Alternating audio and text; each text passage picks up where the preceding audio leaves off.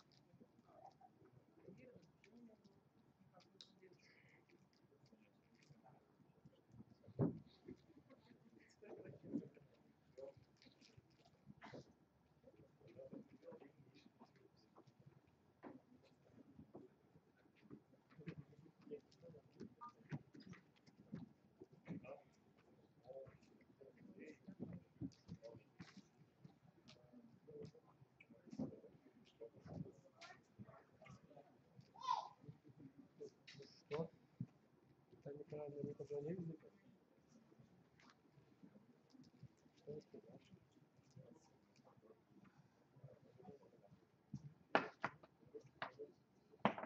Ой.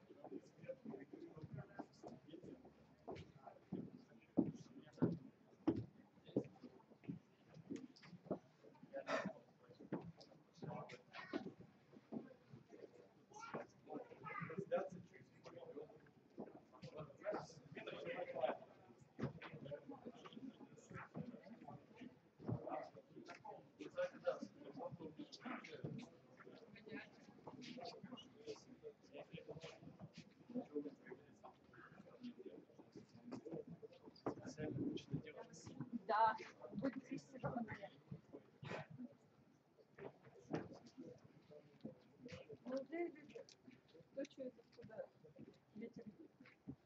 Так, мы продолжаем. Надеюсь, кофе-брейк у всех прошел успешно.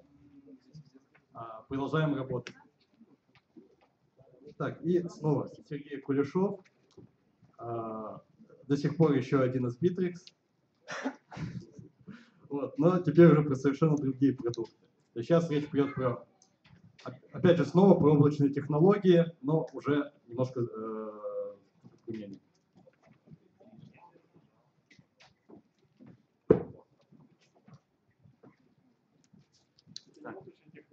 Да, микрофон какой-то необычный, сразу работает.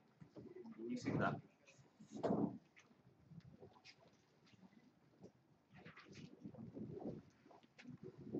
На этот раз расскажу вам про социальный интернет, облачные технологии для бизнеса. Буду вам представлять один из наших продуктов. Это, скажем так, облачный сервис, который доступен сейчас и сегодня всем и каждому. То есть любая компания для себя может его зарегистрировать и использовать. Ну, давайте небольшой экскурс в историю для начала. Вообще мы внутрикорпоративными продуктами занимаемся уже давно, с 2008 года. Занимались различными интернетами и, скажем так, одни из первых наших версий внутрикорпоративной системы выглядели похожими на стенгазету. То есть представляли из себя набор различного рода информации, которая так или иначе нужна сотрудникам. Но сами сотрудники не были представлены на таких порталах. У них менялся дизайн, была куча различных функциональных вещей, но вот, скажем так, какой-то персональности, да, не хватало. То есть людей и лиц не было. Не было сотрудника, он не осознавал себя частью команды. Ну, к этому году мы потихоньку шли к этому и пришли, в общем, к тому, что начали появляться люди.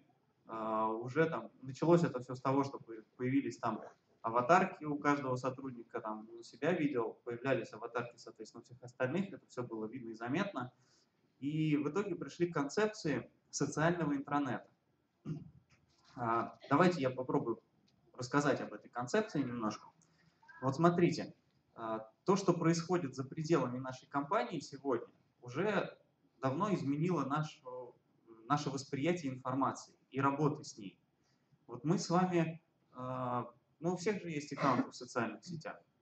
При этом мы им управлению, грубо говоря, работой с социальной сетью, ну, работа это сложно назвать, но все-таки это взаимодействие с интерфейсом достаточно сложной системой. Технические социальные сети это очень сложная система.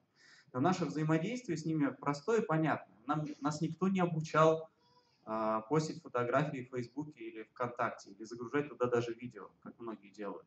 Никто не обучал искать там информацию, которая нас интересует. То есть мы как-то зашли, зарегистрировались, и вроде все само собой получается. И вроде как мы привыкли к этому, и, в общем-то, и в других местах тоже ожидаем и хотим вот такого счастья, когда нам не нужно разбираться в сложной системе, мы можем просто взять, открыть и начать работать. Про воспринятие информации. Вот сегодня мы с мобильным телефоном не расстаемся даже ночью. Уверен, что у большинства из вас будильники на телефоне стоят. Сейчас, по-моему, уже трудно встретить ситуацию, когда будильник обычный какой-то. Я даже не помню, как они выглядят. Сейчас большинство смартфонов. И со временем количество и вообще доля продаж смартфонов очень сильно растет. Это означает, что через каких-то пару лет они будут у всех. А это значит, что мы, у меня, например, сегодня и утро, и день весь проходит, не вылезая, по сути, из телефона, потому что там, помимо всей рабочей информации, точно так же информация о том, что мне интересно и меня окружает. Это могут быть газеты, это могут быть новостные издания, это могут быть, естественно, социальные сети. То есть там, я, например, Твиттер считаю, что все, наверное, важное и полезное, что я хочу узнать из мира, там, не знаю, политики и каких-то других вещей, в Твиттере мои друзья обязательно ретвитнут или напишут. То есть мне не надо открывать газету и искать там то, что меня вдруг заинтересует, или идти на какой-то новостной сайт и искать там то, что меня заинтересует. Мне обо всем друзья мои расскажут.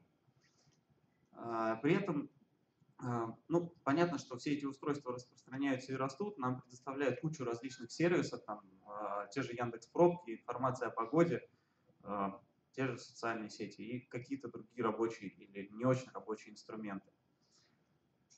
Вот мы посчитали, что хотелось бы такое иметь и на работе, чтобы работа была точно так же в удовольствие, проста и понятна.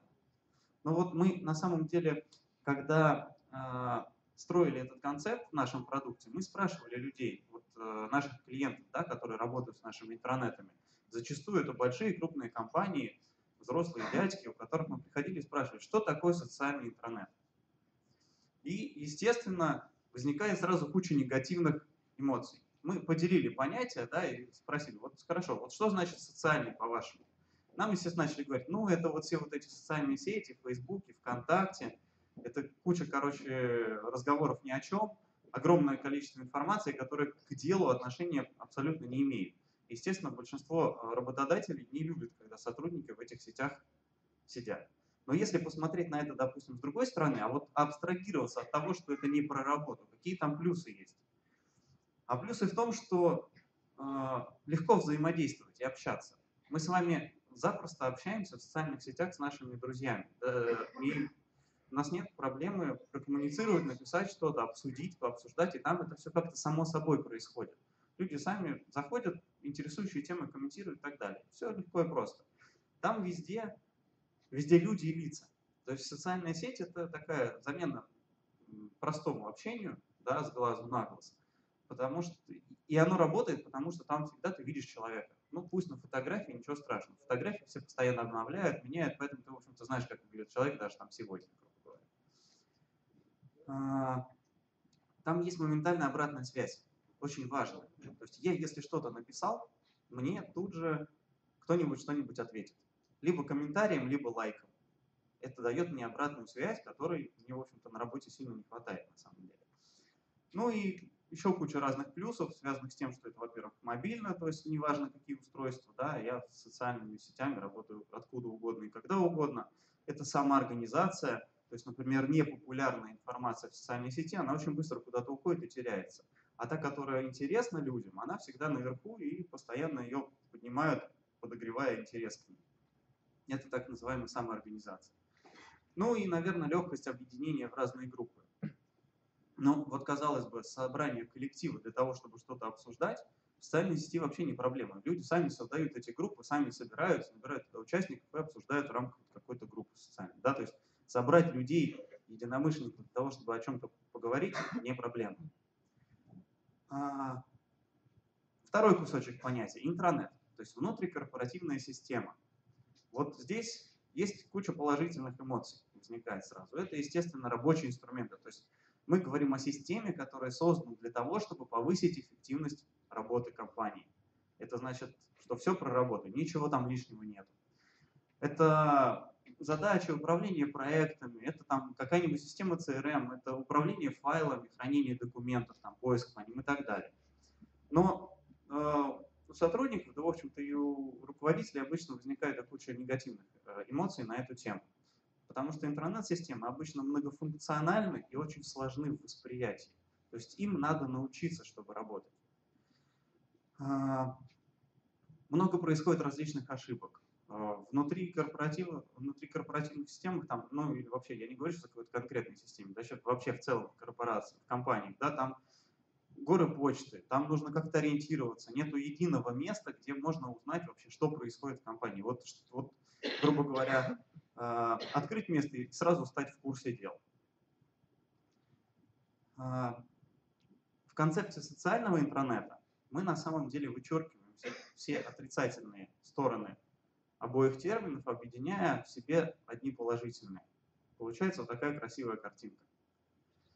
Давайте к делу. Как это все выглядит и почему это так работает. Мы прежде всего предлагаем новый формат общения. То есть если раньше для того, чтобы поговорить и обсудить, нам нужно было встретиться или назначить какое-то, не знаю, онлайн-совещание и так далее, то теперь мы можем в рамках рабочих инструментов коммуницировать, грубо говоря, с нашими сотрудниками, с любым количеством сотрудников в виде переписки. Соответственно, мы можем писать сообщения и общаться. Казалось бы, электронная почта для этого создана. Ее уже придумали давно, в 1996 году. Вот она, пожалуйста, есть как раз для того, чтобы общаться между людьми, не встречаясь. Ну, это все хорошо, она здоровский инструмент, несмотря на то, что был придуман очень давно, и непонятно, почему ничего новенького на эту тему не придумали. Идеально для общения с удаленными или с внешними сотрудниками. Но, например, внутри компании почта не социальна, она и никогда такой не станет, она не сможет такой стать технически. Давайте посмотрим, как вообще это происходит в почте. Ну вот у нас идет переписка. Мы начинаем собирать в переписку все новых и новых адресатов, подключая их, скажем так. Вот у нас идет какое-то обсуждение по электронной почте, мы подключаем новых и новых людей, и набирается у нас такая большая пачка писем. Естественно, не все сохраняют всю переписку в одном письме, потому что это получается просто нереальных размеров письмо, в котором сложно ориентироваться. А потом вдруг раз, и кто-то из этой переписки исчез. Там один исчез, другой исчез, хоп, и уже непонятно. И мы начинаем вскрывать архив почты, чтобы посмотреть, до чего же мы там договорились и почему пришли к тем или иным выводам. И получается, что не можем этого сделать, потому что у нас просто не хватает данных. Мы их не можем вытащить. И либо это очень сложно, либо зачастую невозможно. Какая есть альтернатива? Альтернатива — социальный интернет и наш продукт.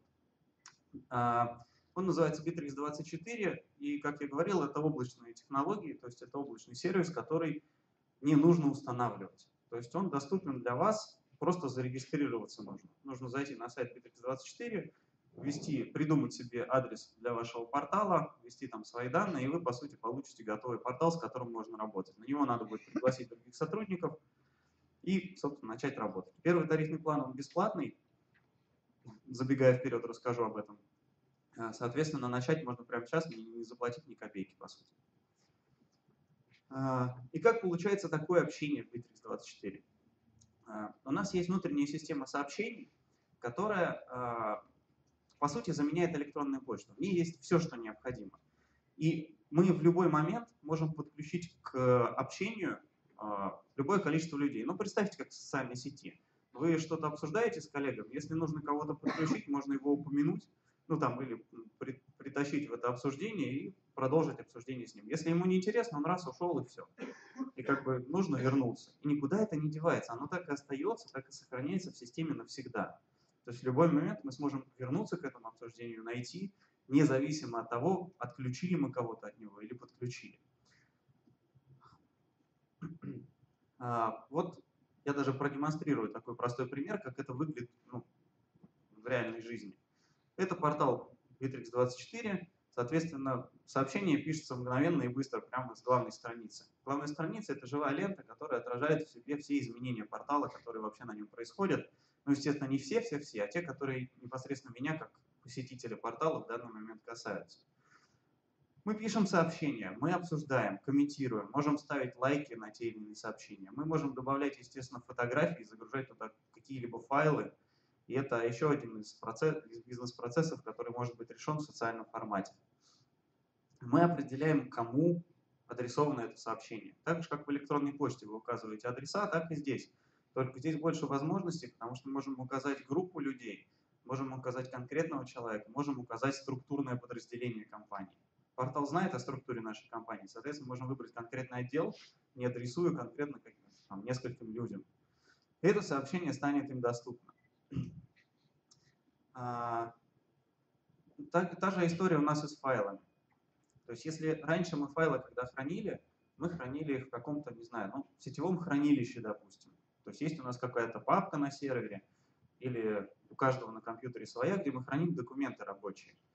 Но тут возникает куча проблем. Во-первых, их неудобно искать. То есть, чтобы найти нужный документ, я не знаю, что надо сделать. Надо знать, как он называется хотя бы. А если мы не знаем, как он называется, как его найти? Вариантов мало. Есть, конечно, поиск там в операционных системах, но если, допустим, это внешний сетевой диск, то поиск по такому устройству будет выполняться чрезвычайно долго. Тем более поиск по содержимому файла. Файлы нельзя обсуждать. На файлы сложно выставлять права. То есть это все как-то не по-человечески. И можно использовать файловое хранилище в Bittrex24, потому что любой документ, загруженный на портал, будет сохраняться в этом файловом хранилище, и можно гибко выставлять права, вот, сразу же указывать, кому он доступен, а кому нет, и самое, наверное, главное, его можно обсуждать и комментировать.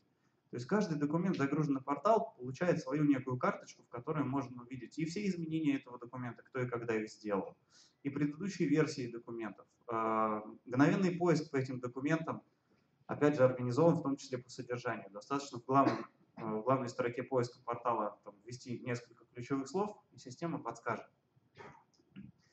Вот, например, скажем, простой процесс, вернее нет, это сложный процесс в социальном формате, в простом, понятно. То есть, допустим, если бы нам необходимо было утвердить какой-то договор, можно было построить этот процесс следующим образом.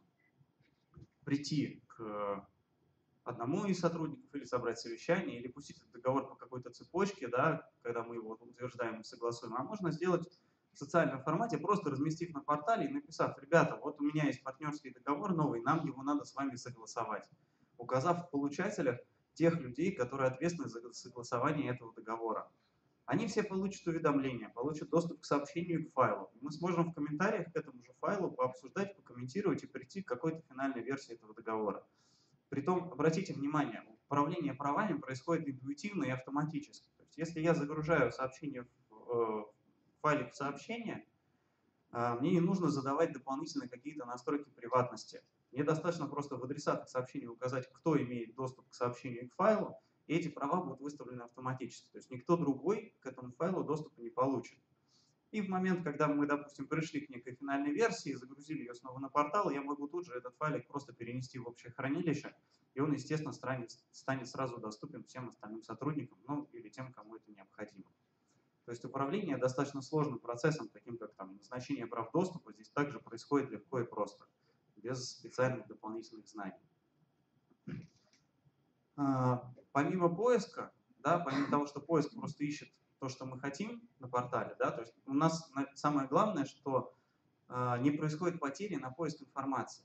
То есть чем дольше портал работает в компании, тем больше он накопил, саккумулировал в себе информации, тем, по сути, быстрее и проще нашим сотрудникам ее искать. Куча исследований проводилась на этот счет, очень много времени тратится сотрудникам на поиск какой-то информации. Если бы мы могли предоставить ему инструменты для быстрого поиска чего-либо, мы бы сократили его время и повысили бы эффективность значительно. Вот один из таких инструментов. Например, поиск документов, которые все загружаются на портал, они индексируются мгновенно по содержанию в том числе. Это означает, что мы прям вот сразу можем его найти. Ну, выглядит это вообще волшебно. Достаточно просто указать слово в поисковой строке. Мало того, что портал сразу же предложит несколько вариантов, которые, может быть, найтись, которые можно найти на портале. И, соответственно, в некоторых случаях мне не надо будет даже донабирать до конца мой поисковый запрос. Я сразу увижу ответ. Но и также покажет в результатах поиска все результаты, которые есть. И при этом отметьте поиск социальный. То есть, если мой документ набрал больше лайков, он будет выше в поиске. Это, опять же, элементы самоорганизации. Документы и материалы на портале, которые наиболее ценными показались другим сотрудникам, мы их считаем более ценными для всей компании и, соответственно, организуя, тем самым структурируя информацию. Ну, есть еще и целый ряд функционала, который, в общем-то, необходим для того, чтобы вести и помогать людям работать. Например, задачи. Задачи также выполнены, скажем так, в почти социальном формате, то есть постановка поручений и задач происходит классически, это классический тайм-менеджмент, таск-менеджмент, простите, то есть постановка задач, назначение ответственного, установка крайних сроков, наблюдателей для задач и так далее, но все задачи также можно комментировать и обсуждать. Это, опять же, дает большое поле для коммуникации внутренних и общения. Но самое главное, что вся история все равно сохраняется. При этом задачи можно ставить не только сверху вниз, да, но и по горизонтали, один сотрудник другому. Я сам себе, естественно, могу ставить задачи, в том числе от лица моего руководителя. То есть, если руководитель мне устно поставил какую-то задачу, я могу вернуться на портал после совещания и поставить себе задачу от его лица, например. Вот аналог тех же групп, которые мы видим в социальных сетях, но только, опять же, про работу. Объединение в рабочие группы, опять же, очень важный момент. Мы можем объединиться по разным признакам совершенно. Это может быть группа отдела какого-то, или группа по какому-то проекту или направлению, которая имеет в себе свои выделенные и недоступные, например, для других пользователей инструменты. Это те же задачи, тоже файловое хранилище, календарик внутри системы, да, для хранения и управления какими-то событиями. Все обсуждения, все может быть в рамках закрытой, ну или, например, открытой группы. Вот, например, одна из групп, и здесь как бы все последние изменения, то есть та же живая лента, но ограниченная одной группой. Естественно, мы хотим видеть и структуру компании. И, конечно, в отличие от социальных сетей, структура для нас имеет очень важное значение, потому что структура компании, по сути, определяет не только там, кто иерархически где расположен на дереве структуры компании, но, по сути, определяет права доступа к порталу. И, опять же, здесь происходит все автоматически, то есть визуальная структура, она выглядит красиво, но это хороший инструмент для того, чтобы управлять правами. То есть я, как администратор портала или руководитель, могу там, создавая структуру, перетаскивая сотрудников, да, из одного места в другое, настраивать доступ к порталу таким образом, что, например, руководитель там, при, грубо говоря, назначении его на должность руководителя сразу получает доступ там, ко всем задачам своих подчиненных, к управлению там, рабочим временем, рабочими отчетами и так далее и тому подобное. Вот еще есть такая штука, как учет рабочего времени. Многие компании хотят реально понимать, сколько времени тратит сотрудник на работу, находясь там в офисе или не находясь в офисе. Можно, конечно, вводить всякие драконовские меры, внедряя всякий вход в офис по отпечатку пальца или по какой-нибудь карточке, да, приложил палец, время пошло, вышел покурить, время остановилось. Но может быть и другой формат, опять же, ну, назовем его опять же социальным. Пришел, открыл портал, нажал большую зеленую кнопку «Начать рабочий день», время пошло. Вышел на перерыв на обеденный, там есть кнопочка «Перерыв». Вернулся, включил опять «Заканчиваешь рабочий день», соответственно, нажал кнопочку «Завершить рабочий день». Если забыл, ничего страшного, система всегда предложит закончить рабочий день с другим временем, но в этом случае, правда, попросит обосновать, что случилось, чтобы и впоследствии руководитель может подтвердить или не подтвердить это изменение рабочего дня. И, естественно, отчетность. Конечно, мы в случае с, ну вот, кстати, табель учета по рабочему времени, отчет, кто сколько отработал, доступен и руководителю, можно посмотреть. И можно это даже, нет, без B324 нельзя. Есть еще отчеты. Один из таких сложных моментов для сотрудников вообще. Потому что писать отчеты никто не любит.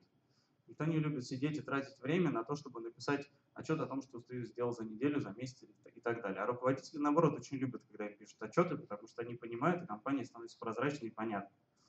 Но вот если совместить хотение и нехотение, можно попробовать реализовать вот такой инструмент, как у нас. Это, опять же, социальный формат, по сути. Каждый день, когда я заканчиваю рабочий день, мне система предлагает кратко написать, что я сегодня сделал. В принципе, занимает 1-2 минуты на то, чтобы там тезисно накидать общие вещи.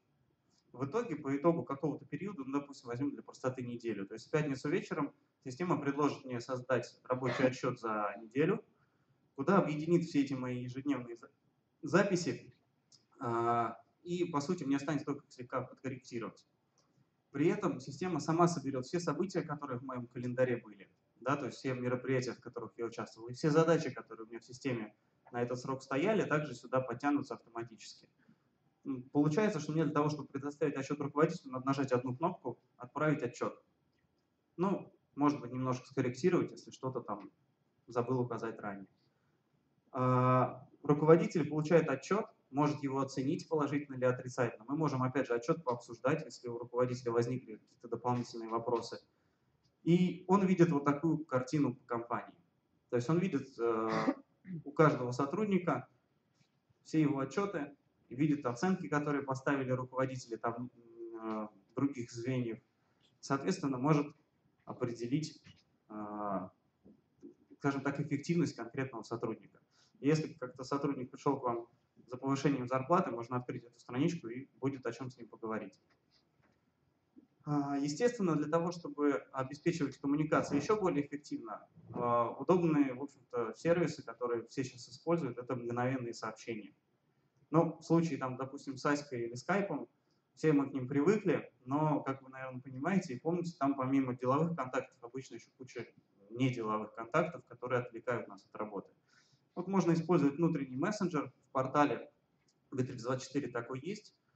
Он доступен и в различных устройствах, мобильных, и там для компьютеров есть специальные приложения, с помощью которых можно мгновенно переписываться со всеми сотрудниками. То есть видно, сразу видно присутствие сотрудника на рабочем месте, ну и, в общем-то, можно всегда пообщаться в таком формате.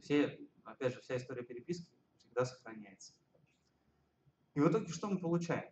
Мы получаем простые, удобные, понятные для наших сотрудников инструменты работы, именно работы, обратите внимание, это не развлечение. И те лайки, там, которые вы видели, это тоже не инструмент потешиться, а самоорганизация контента. Контента много, его надо организовывать. Мы стараемся сделать это автоматически, чтобы не напрягать ни вас, ни ваших сотрудников. Социальные простые коммуникации. Бизнес состоит из коммуникаций. Мы всегда с вами постоянно общаемся. И здорово, если мы будем с вами общаться на портале, потому что все истории сохранятся. Мы всегда сможем найти и вернуться к обсуждениям, понять, почему мы приняли те или иные решения, и, соответственно, более эффективно принимать следующие. И так уж получается, что работа в таком формате, она вовлекает людей. То есть вот как нас социальная сеть затягивает, то же самое происходит и с работой. Нас вовлекают в работу, причем не против нашей воли, а наоборот. Поэтому мы и говорим, что с Bittrex24 надо работать и общаться с удовольствием. Да, что? Да, у меня буквально 1 минута осталась. Вот я говорил об облачном сервисе, что это все в облаке и так далее. И, естественно, вы меня спросите, а как же там с защитой данных? Мы же вроде по работе там все будем делать. Так вот, мы об этом подумали и строим нашу архитектуру облачного сервиса. Мы строили ее сами, предусмотрели все, что возможно. Это и шифрация всех данных, которые передаются туда или иначе. С сервисом работа возможна только по протоколу SSL. Различные фильтры от атак, антивирусы и так далее, все это там есть. Сами дата-центры защищены там по очень высокому уровню безопасности. И, по сути, работает это бесперебойно. То есть у нас есть 2 независимых дата-центра, в которых обрабатываются все эти порталы и работают, размещены. Они размещены в разных регионах, даже, я бы сказал, нашей планеты, в разных концах. И, соответственно, они друг от друга никак не зависимы. То есть даже если с одним что-то происходит экстраординарное, второй дата-центр все равно обеспечит постоянную работу сервиса. То есть вы можете не переживать за какую-то недоступность ваших данных, которые вы храните. Ну и последний слайд, это, собственно, про цены. Как я и говорил, первый тарифный план, он бесплатный, то есть можно просто зарегистрироваться и начать работать. У него есть 2 ограничения. Это до 12 сотрудников можно пригласить на портал, и объем для хранения документов там 5 гигабайт. Дальнейшие планы тарифные стоят 5 и 10 тысяч рублей в месяц. Соответственно, за 5 тысяч добавляется возможность экстранет. Ну, во-первых, снимается ограничение на количество сотрудников, то есть они у вас более никак не ограничены. У вас появляется возможность использовать экстранет, это внешние рабочие группы, то есть приглашать на портал внешних людей, то есть не сотрудников вашей компании, а контрагентов каких-то, не знаю, партнеров, клиентов даже, возможно. Ну и в большом тарифе увеличивается вместо до 100 гигабайт и подключается возможность учета рабочего времени, рабочих отчетов и использования своего собственного домена. Вот, рекомендую вам попробовать, ничего страшного в этом нет, не бойтесь социальных сетей на работе, потому что они все проработаны на самом деле. Ну и готов ответить на ваши вопросы. Спасибо, меня зовут Кирилл. Скажите, пожалуйста, Google Apps и Bittrex24, и Yammer и Bittrex24. Достоинства, недостатки. Спасибо. Ну, Google Apps немножко не социален, совсем не социален по сравнению с нами. А Yammer, да, пожалуй, Yammer это вот наш основной конкурент. Но это западный продукт, мы отечественный продукт. Я не могу сейчас вам обозначить достоинства и преимущества, пока скажу, что мы больше про работу, чем Yammer. Yammer больше про общение, у нас гораздо больше рабочих инструментов. Ну, пока на данный момент так. Давайте еще. Здравствуйте, Сергей. Вот вы сказали про учет рабочего времени и сказали, что у вас есть мобильные устройства. То есть Да. я включил мобильник, ушел с работы, где-то там нажал выход. Да, такая 5 возможность часов, есть. у меня 8 часов в учете. Но я еще раз вам говорю, это социальный учет работы. Если вам нужен жесткий и такой драконовский учет, то в случае с аналогом Bittrex24, то есть корпоративным порталом, можно устроить такой вот прям жесткий учет рабочего времени. Все это будет туда сохраняться. С 1С это как можно связать? Ну, именно Bittrex24 нет пока. Это все-таки облачный сервис, и связывать, наверное, не получится. А корпоративный портал, да, можно. Вопрос можно еще такой? У вас только на вашем облаке работает, или это все-таки можно развернуть на внутреннем сервере? Можно компании? развернуть аналог этого продукта, корпоративный портал он называется. Можно на внутреннем сервере компании развернуть. Он выглядит точно так же, он даже еще более функционален. Там гораздо больше функциональных возможностей и различных рабочих инструментов. А цены? От 19 900 до 249 тысяч. 4 редакции там есть, раздаточка у нас лежит на столе, там можно взять буклетик, если хотите, я вам покажу детально. 100 гигабайт это предел? Можно докупать пространство отдельно. Да, пожалуйста. Здравствуйте, Ахмадиев Виталий. Меня интересует два вопроса. В каком виде присутствует в данной системе понятие филиала и головного офиса? И существует ли у вас возможность видеосвязи, видеоконференции? В продукте Bittrex24, ну, филиалы офиса – это структура компании, то есть вы можете выделять подразделения, и, по сути, это будет каким-то образом, ну, по сути, влиять на руководитель подчиненный в этом отношении. А так, в принципе, мы предлагаем использовать рабочие группы, то есть отдельная рабочая группа для какого-то филиала – это, пожалуйста, отдельное пространство для этого филиала и для его работы. Видеосвязь в Bittrex24 нет. В корпоративном портале, да, такая возможность есть. Видеосвязь, к сожалению, очень требовательна к ресурсам, и пока не получается организовать. Даже вот мы предлагаем видеоконференции в корпоративном портале, и кто у нас приобретает такую возможность, обычно с трудом справляются с нагрузкой. Здравствуйте, еще раз, я Виталий. Вот у меня такой вопрос. А вот вся переписка, это хранится на ваших серверах или на Да, наших? в случае с Bittrex24, да, на наших серверах.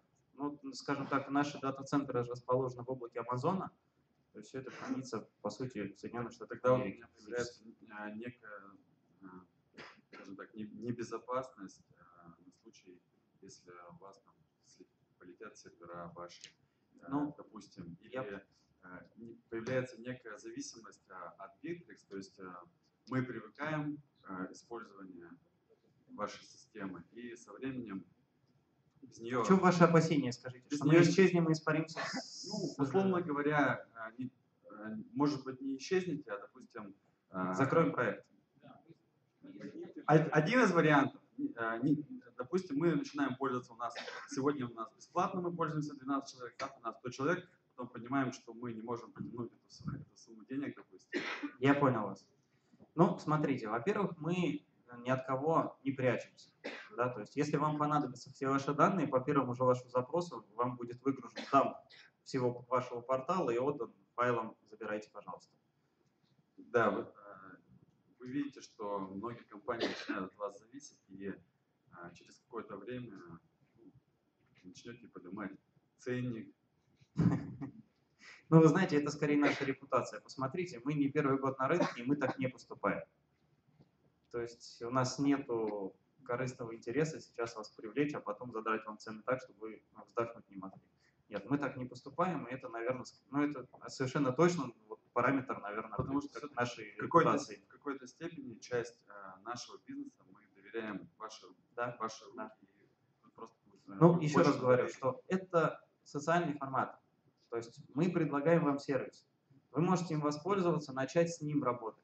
Когда вы поймете, что вы внесли туда уже столько данных, что совсем не хотите доверять нашим ресурсам, приобретите себе лицензию на корпоративный портал, заберите это все себе, установите на свой собственный сервер, поставьте его в сейф, закройте, и вот будете уверены, что все ваши данные всегда с вами и никуда не денутся. Спасибо большое, Сергей. Да. Спасибо большое.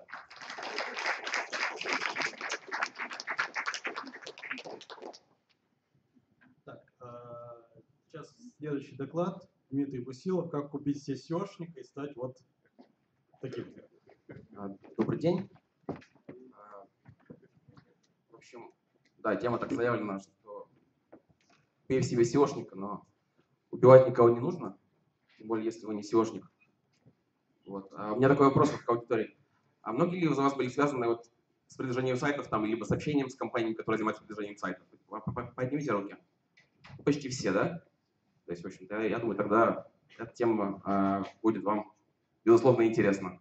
Это в рамках курса, который наше агентство разработало, чтобы, так сказать, обобщить данные, вот, накопленные за годы работы. Назвали мы это рекламная шаманистика. Ну и, собственно, вот данный доклад о том, как мы смотрим на развитие виртуального тела компании там, или вашего лично.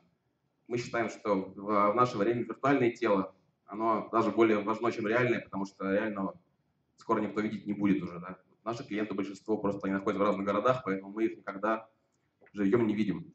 И они, соответственно, нас тоже. То есть все, что они знают о нас, это то, что они читают там, в наших новостях там, или на наших сайтах видят в портфолио. Вот.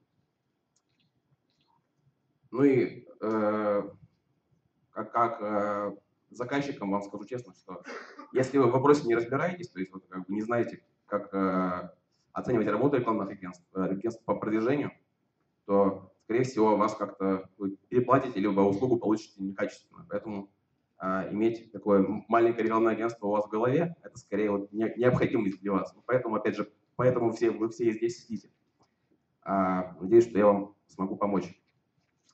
Собственно, вот вкратце о такой смене эпох, которая произошла вот, за последние 2 года. И началась такая в интернете эпоха контента, я называю, потому что до этого алгоритмы поисковиков, допустим, того же Яндекса, они ориентировались на показатели там, частоты упоминания ключевых слов и всего такого. Поэтому большинство текстов на сайтах они выглядели примерно вот так. Ну, то есть многие тексты до сих пор так выглядят. И писали люди такие, там, SEOшники, я их называю, которых предлагаю убить, потому что они уже, в общем-то, уже не нужны в данный момент, да? А многие еще не перестроились, понимаете, что вот таких компаний очень много, которые до сих пор работают, что называется, по старинке. То есть, поэтому, заходя на такой сайт, нужно просто найти раздел «Контакты» и позвонить по телефону, да, потому что больше от этого сайта ничего вы получить не можете. Собственно, в этом и был алгоритм. Сайт это был такой замена справочного бюро. То есть заходите в поисковик, ну и, скорее всего, вы сами так ищете что-нибудь там. Ну, просто когда, еще такая мысль важная, когда вы занимаетесь продвижением, вы думаете о том, как вы сами ищете услуги или товары в интернете, да? То есть, потому что как у вас в голове это происходит, так же происходит у тех, кто ищет ваши услуги и ваш сайт. В общем, мерилась частота упоминания ключевых слов там, и все такое. Сейчас алгоритмы изменились кардинально. То есть, вот, и просто поэтому нет необходимости изучать, собственно, какие-то законы алгоритмов поисковиков, а просто есть самый правильный подход, по нашему мнению, это просто делать хороший контент. То есть креативно и регулярно писать о том, что вы думаете, о том, что вы делаете, собственно, освещать вашу деятельность, о вашей компании. И причем вы это увидите прямо в выдаче. То есть, грубо говоря, там простая схема. Вы поставили новость на сайт, и заметьте через пару дней, как у вас сайт, позиция в поиске изменится. Он поднимется на пару строчек, как минимум. То есть просто-напросто каждый новый текстовый блок на сайте по действующим алгоритмам просто поднимает ваш сайт в выдаче. Поэтому даже нет необходимости там ставить лишние ссылки, а просто есть смысл обновлять новости там как бы несколько раз в день. Это самое толковое, что вы можете сделать. Но, ну, вот, да, собственно, за это мы благодарны поисковикам, потому что началась эпоха такого адеквата, да, и тексты стало можно читать. Вот, потому что, ну, на самом деле довольно тяжело и делать эти тексты оптимизированно, и, в общем, и читать их тоже тяжело. И здесь, соответственно, опять же, чем мы как агентство довольны, тем, что заказчики, поняв, что писать нужно все-таки, начали думать о том, о чем писать. То есть это вопрос интересный, конечно. Да? Если вот многие считают, что заказчики спрашивают, там, действительно, у нас ничего не происходит, мы не знаем, о чем написать. Ну, надеюсь, что среди вас таких нет, но все-таки важно иметь такое как бы глубокое понимание места вашей компании в информационном поле. И самое важное — это уметь выразить во всем. То есть какая-то вот такая ваша миссия, она должна читаться в каждой новости или как бы каждом текстовом блоке. Поэтому, как минимум, сформулируйте, вот для кого ваша компания существует, там, или как бы ваш сервис, собственно, что вы своим существованием пытаетесь как бы изменить, то есть как сделать мир лучше, да, соответственно, против там чего вы там, против там высоких цен, там, не знаю. В общем, просто ответить на эти вопросы, собственно, это и будет уже такой ваш такой логобук, то есть, который вы у себя держите все время перед глазами, и помните о нем, что эти принципы, они помогут вам привлечь именно целевых клиентов, которые понимают, почему они к вам обратились. Ну, важно, когда при прочих равных, там равная цена, равные сроки, клиент все равно выберет, допустим, компанию, которая ему более симпатична. И логично, что вот просто сказав, что вы на самом деле верите в свою миссию, там, верите в то, что вы делаете мир лучше, это может вызвать симпатию у клиента и определить выбор. Ну и важно, я считаю, важный навык в этом случае — это тренировать манию величия. Я это так называю. То есть понятно, что даже если вы там вот пирожки печете, там, я не знаю, чем вы занимаетесь, понимаете, что вы это делаете лучше всех в мире, там, может быть, даже во Вселенной, да? И это тоже хорошо бы сформулировать, а еще лучше на главной странице вашего сайта написать. То есть наши пирожки — самые вкусные пирожки во Вселенной. Собственно, ну, чтобы писать об этом, вам нужно самим в это верить. Поэтому манию величия нужно тренировать. Я не знаю, у всех свои способы. Дружище Христос. В общем, по поводу, опять же, миссии и всего такого, можно ничего не придумывать. То есть придумать, конечно, нужно, но есть готовые решения, которыми с нами готов поделиться, собственно, Дружище Христос, и я, и как бы шаманы Мексики и всего. И удмуртский шаман тоже, скорее всего. То есть готовый инструментарий, который можно использовать для того, чтобы выглядеть достойно на информационном поле. Ну, из чего это состоит, этот набор? Допустим, вот то, что я в перьях таких на голове, это я называю униформа. То есть хорошо как компания иметь узнаваемый какой-то вид или какую-то фишку. Благодаря этому, опять же, частота упоминаний о вашей компании будет в информационном поле выше, просто за счет того, что вы выглядите необычно. То есть вас бесплатно напишут с большей вероятностью. Или там элементарно вашу новость с фотографией, ее просто новостные порталы могут бесплатно поставить в свою ленту, потому что у контент-менеджеров, которые эти порталы ведут, у них задача искать все интересное. Соответственно, если что-то привлекло их внимание, то новость они поставят бесплатно. Можете придумать свой о себе истории, как бы там, или вспомнить, и как-то их формализовать. То есть как ваша компания появилась, какая-то такая легенда, да? То есть как бы какие-то ваши истории успеха. Все эти вещи желательно вспомнить и как-то распространить, то есть как минимум написать на вашем сайте. Ну, в идеале это все, запускаясь в информационное пространство, оно становится частью его. И поэтому эти истории как-то будут модифицироваться, там, как ветхозаветные баги такие. Но, опять же, все эти информационные блоки, они в итоге работают на вас. То есть, когда люди о вас говорят, то уже хорошо. Поэтому им нужно дать, собственно, эту почву, о чем говорить. Можете придумать своих богов.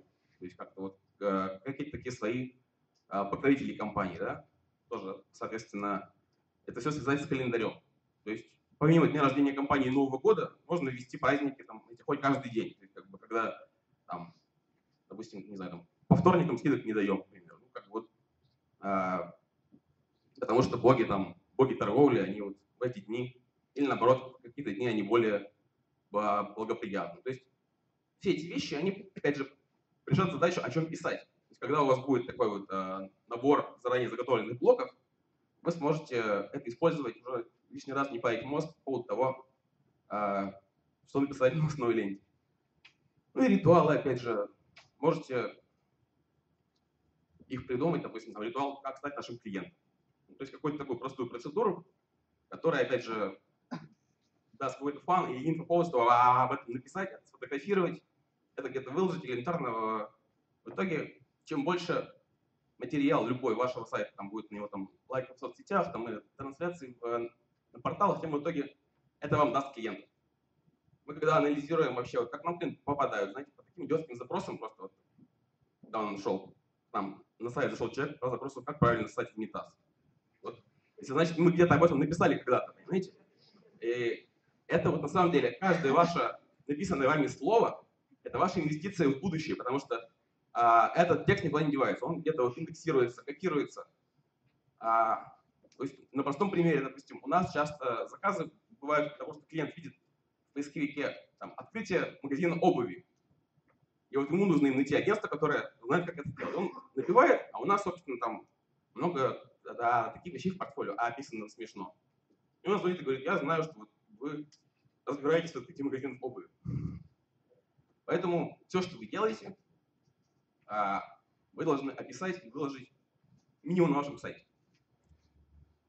Ну, собственно, может быть, у вас дело идет до настоящей библии компании, там, настоящей такой корпоративной религии, это уже максимум. Но этот инструментарий вот такой религиозно-шаманский, он удобен для использования в информационном пространстве. Ну, вы, конечно, можете не парить мозг, опять же, а заказать все нам. Вот. У нас недорого, элитно.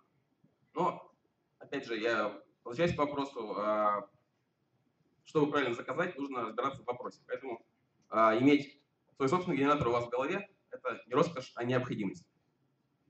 И поэтому, все-таки продолжая отвечать на вопрос, о чем писать, есть какие-то такие вот для вас полезные подсказки. На самом деле, если просто лень думать, вы можете сесть на хвост какой-нибудь компании. То есть найдите какой-то сайт компании, похожий на вашу. Я сейчас на самом деле говорю не в шутку, а реально вот такие стратегии мы тоже используем иногда. Потому что реально бывают люди, которые работают хорошо. Их опыт можно использовать. Опять же, как опыт дружище Христа. Ну вот, то есть вы этот сайтик читаете, видите их новости и просто рерайтите их стилистику. Просто меняете какие-то названия. Ну, добавляете туда вашу тематику, но вдохновляетесь их новостной лентой. Это самое простое, но опять же, это тоже непросто. Но в чем удобство? Есть биржи копирайтеров в интернете, где вы просто можете найти на такую работу простую, найти подрядчиков, которые будут за 15 рублей с 1000 знаков эту работу делать за вас. Что может, в принципе, даже вы знаете, можете, даже если вы работаете просто за зарплату, и это входит в ваши обязанности, может быть, маленькую часть этой зарплаты вы можете выделять на копирайтеров с Украины, из Беларуси, которые работают за такие ставки. И, собственно, они это будут делать хорошо, потому что они просто, их много и деньги им нужны. Потому что вот именно рерайтить это просто, ну, принцип удовольствия, допустим, мне не позволяет эту работу делать, я ее не могу делать. Мне не хватает терпения. Инфоповоды.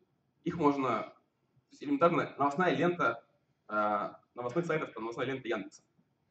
Вы можете выразить отношение вашей компании ко всему происходящему.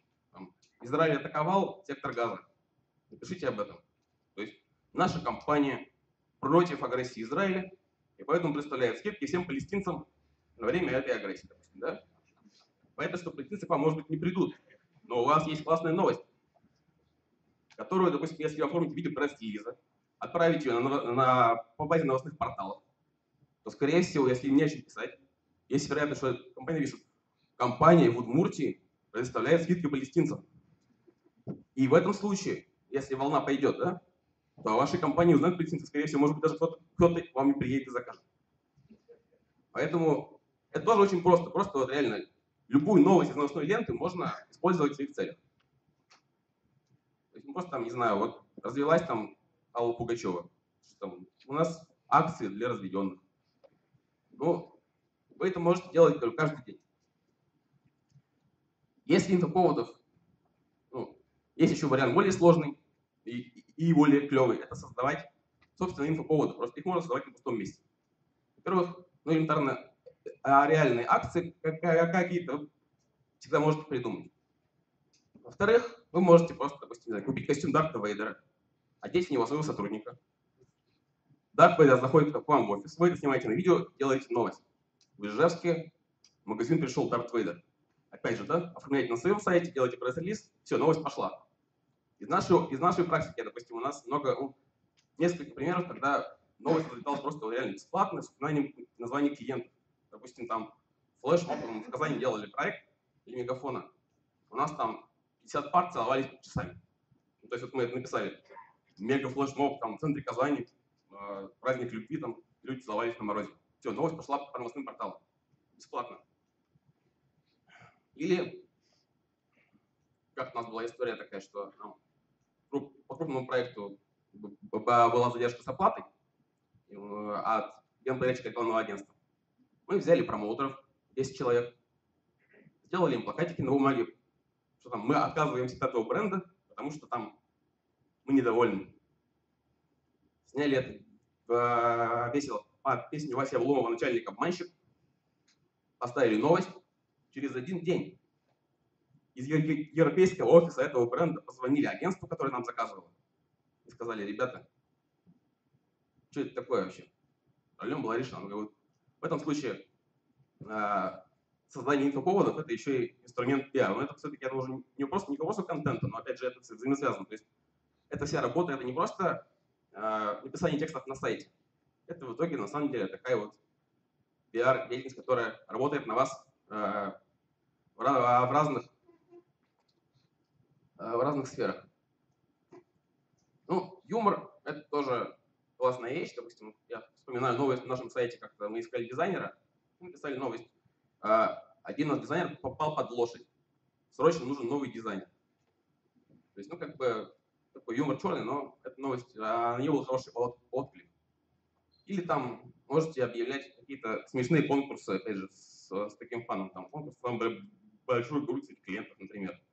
Фотографируйте этих клиентов, выкладывайте их тоже на сайте, там у себя в группе, в соцсети. Эти вещи, они обязательно привлекут к вам как минимум интерес. У нас бывает такое вот, где-то вот раз в неделю звонит клиент, который реально, я чувствую, что они прочитали все какие-то наши там, вот, новости смешные. И, правда, мы их давно уже не пишем, некоторое время, просто уже, как говорится, сапожник без сапог. Но когда-то мы это сделали, клиенты их находят и говорят: какие вы классные, как вот мы хотим с вами работать, потому что вы на самом деле понимаете все там хорошо, мы это чувствуем. Опять же, они нас не знают, они нас первый раз слышат по телефону. Но они все это прочитали, вдохновились, и они наши лояльные клиенты. Они уже как минимум не будут торговаться. Поэтому еще один посыл для вас — это вот расширять виртуальное тело, развивать. Это повышает реальность ваших клиентов и в итоге увеличивает ваш доход. Ну и техника блогерства — это просто вообще вы пишите о чем угодно. Ну, как бы, о чем, куда вы сходили, там, как бы, была встреча с клиентом у вас, допустим, пишите об этом. Не знаю, сходили вы вечером попить пиво с коллегами, напишите об этом как-нибудь в отчетном формате. Но все, что вы напишите, будет использовано не против вас. Ну, вот немного еще о принципах, которыми стоит руководствоваться, когда вы это делаете. Такая вот, я считаю, в наше время люди меньше реагируют даже на какие-то практические потребности, потому что они у них, в принципе, удовлетворены. Поэтому все, что нужно людям, которые это просто ваша любовь, ваше к ним теплое отношение. То есть их потребности, они такие эмоциональные и духовные скорее. Поэтому, возвращаясь к вопросу миссии, лучше бы вы хотели действительно, там, чтобы не было войн, чтобы все было дешево, чтобы люди были счастливы. То есть, как вот вы именно эти ценности выгоднее всего транслировать.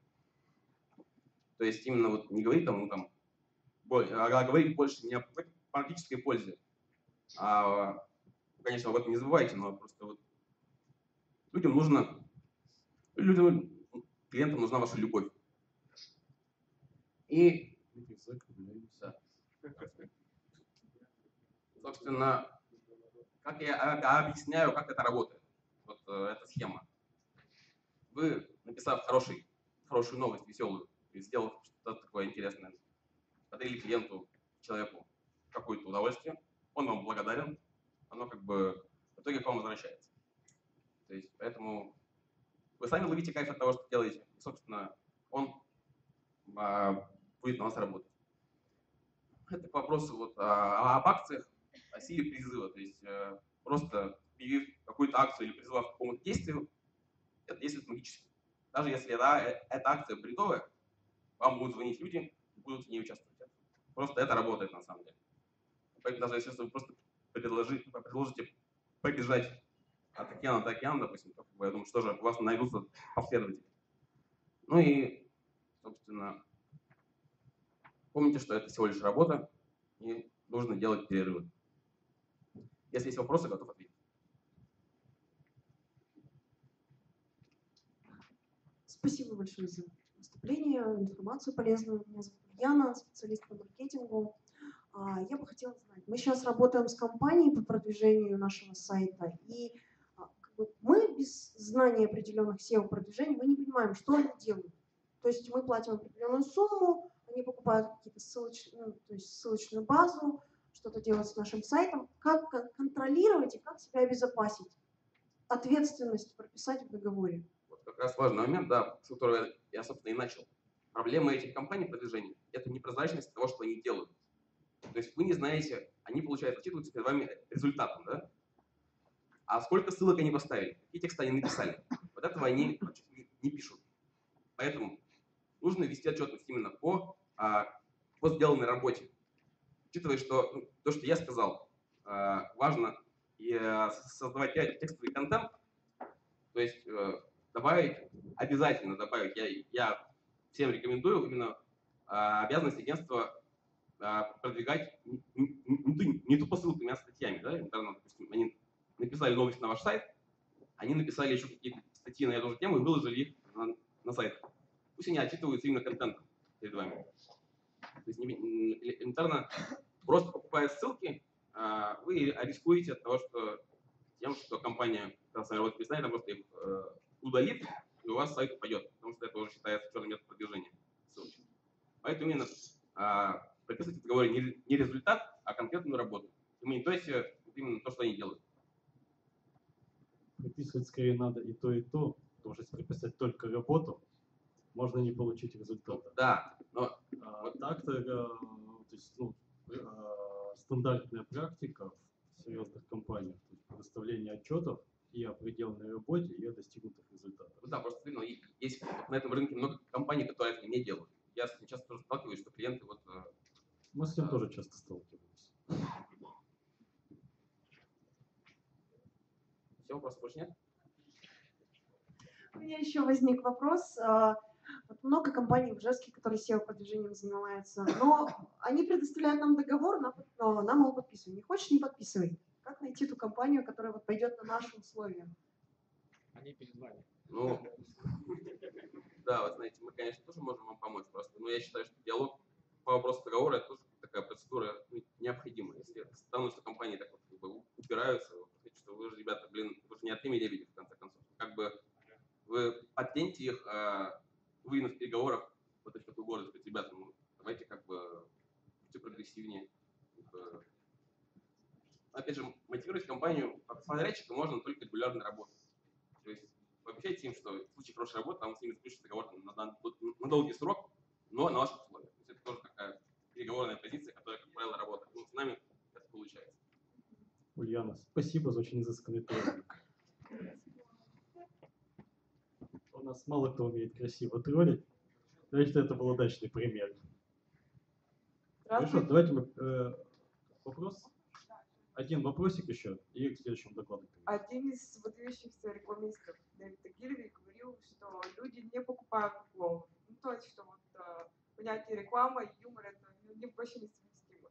Вот ваше отношение к... Мое отношение именно такое, что как в рекламе Volvo S30. Любишь и ненавидишь. Мне нужен лояльный клиент. И поэтому клиент, который, вот даже когда вот здесь уже в Ижевске мы наблюдали, у нас там вот такая идеология военная, там ходим в хаке, там у нас, кстати, танки едут. Некоторые говорят, вы такие агрессивные, мы с народом не хотим. Ну, как бы, а некоторые, наоборот, говорят, какая классная тема, мы как раз хотели загасить всех конкурентов, как просто на танках проехать по ним, поэтому как-то выделяя, вот, как, создавая какой-то ваш узнаваемый образ, в том случае вы в итоге выигрываете, потому что получаете лояльную аудиторию, у которой схожие взгляды на эстетику, на культуру. Это хорошо. Спасибо, Дмитрий.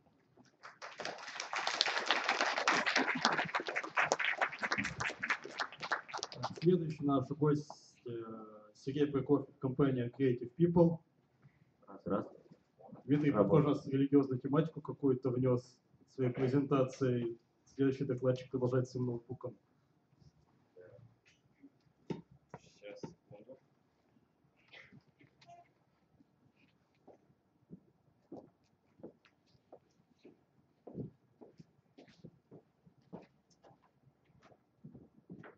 Некоторые представления. Просто так мне будет действительно удобнее вам рассказывать. Раз. Есть. Сейчас еще поближе сделаем. Раз, два. Дело в том, что у меня не будет какой-то такой классической презентации, то есть она есть, но я хочу показывать всяческие файлы, которые у меня лежат на ноутбуке, и мне хочется, чтобы я видел что-то на этом мониторе, что-то я видел там, поэтому вот эта позиция, она такая самая оптимальная. Первый вопрос вообще, кто-нибудь знает, кто такие Creative People? Можно руки поднимать. Так, вы, наверное, веб-разработчики. Видимо, да. Хорошо. Я думаю, что меня тем более никто не знает. Тогда скажу два слова, потому что мне кажется очень важно понимать вообще, кто тебе что-то рассказывает.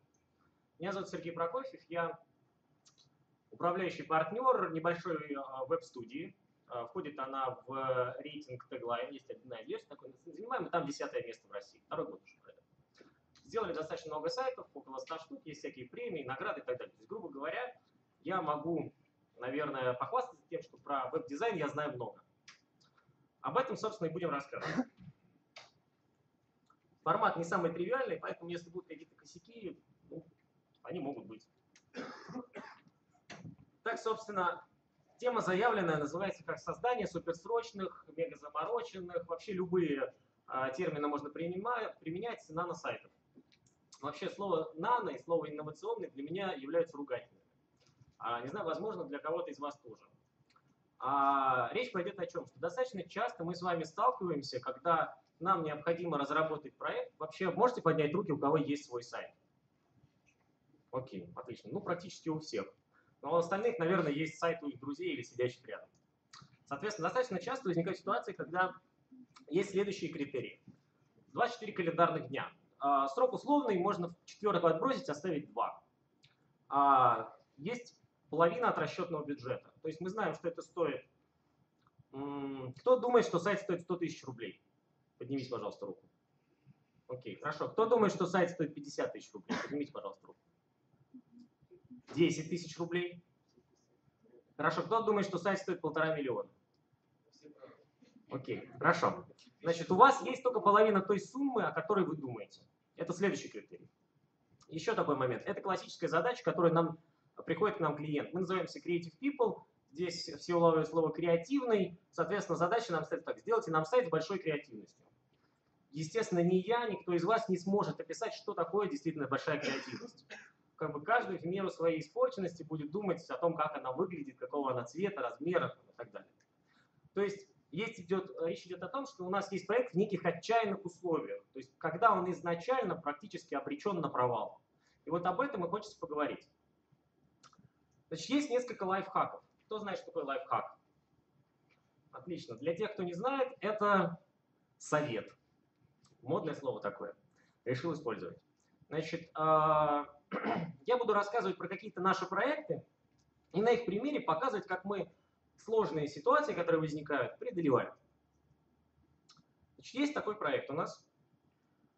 Дальше следует видеоролик. Попробуем вот отсюда запустить. Если за 2 секунды не заработает, не заработало, сейчас попробуем запустить другой способ.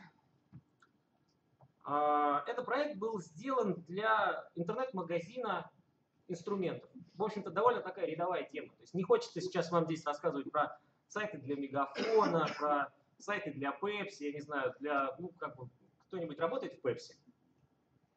Хорошо, ну вот и не будем про них рассказывать. Это промо-сайт для интернет-магазина дрелей, молотков, там, не знаю, газонокосилок, всего того, что на самом деле сам магазин находится в Самаре, то есть это то, что нам с вами должно быть близко. Так. Сейчас будет маленький видеоролик.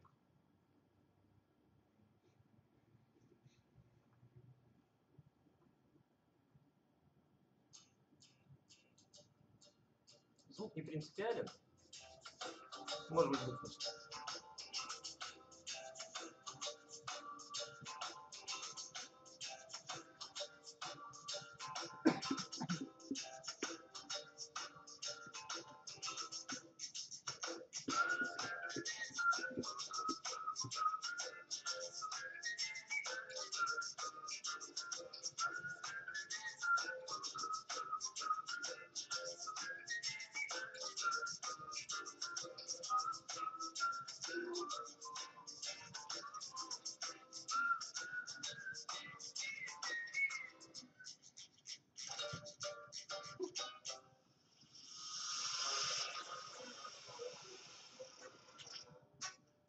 Если сначала были условия, я сейчас поподробнее на них остановлюсь, то теперь идет небольшой видеоролик о том, вообще, как этот продукт создавался.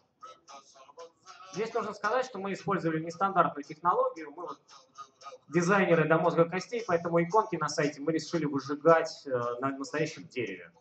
И вот человек, который это делает, он изначально по прошлой профессии татуировщик, 2 года в Томске татухи бил, всякие разные. И вот мы применили его некие такие специальные навыки, скажем так, в дизайне.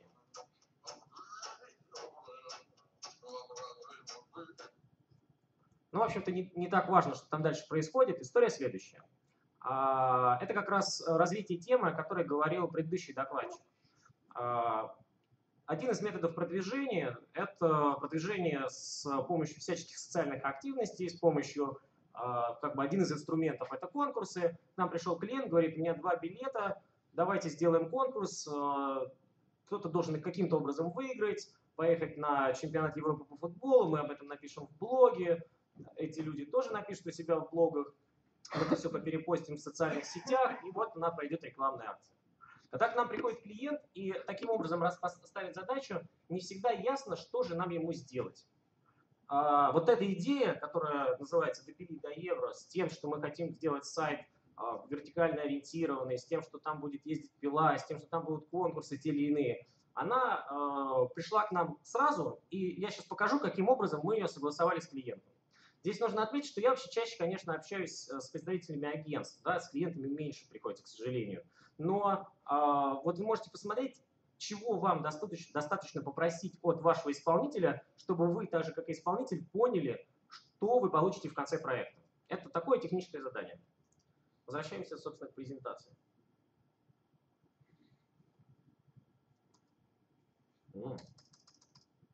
Надеюсь, не придется так все время делать. Итак, вот таким образом выглядит техническое задание. То есть мы пришли в кафе, взяли и нарисовали наш сайт ручкой на бумаге. Ну, не на салфетке разве что. Причем, мне кажется, возможно, вот это уже даже чистовой вариант.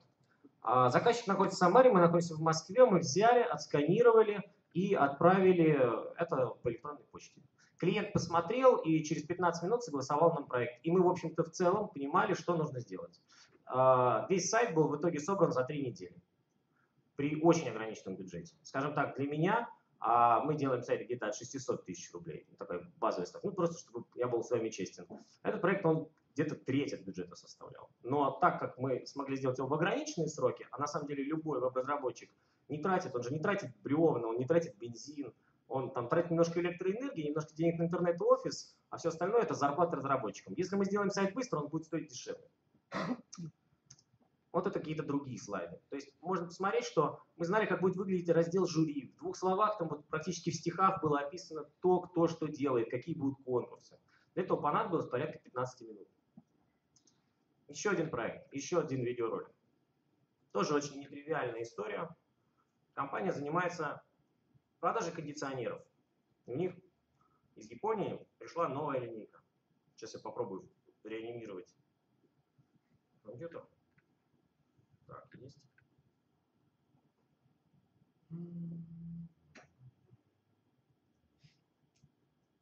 Пришла новая линейка, и мы подумали о том, что как вот такой скучный продукт, как кондиционер, отрекламировать так, чтобы все это запомнили, всем это было интересно. Это было бы очень нестандартно. И мы решили, что кондиционер и вообще то, на что он влияет, на климат в доме, очень сильно влияет на наше восприятие. Да? Он создает некую картину там, нашей жизни в доме. То есть, ну, какая-то такая была история эмоциональная. Я не креативный директор, я работаю с бумагами, поэтому я вам красиво это не продам. Клиенту продали. И взяли, построили стену, сняв у одного университета буквально за бесценок пустующий, ну, по сути, почти гараж. И иллюстрацию нарисовали на стене краской, просто выплескивая ее туда. Заголовки изготовили из пластилина, что-то вырезали из картона. Ну, в общем, достаточно творчески подошли к процессу. Самое удивительное, что потратили на это денег примерно столько же, сколько бы мы потратили, если бы заказать эту иллюстрацию у какого-нибудь модного специалиста, московского или там, из Петербурга, или каких-то таких городов. Сейчас покажу, как мы с клиентом согласовали прототип этого сайта, как он выглядел.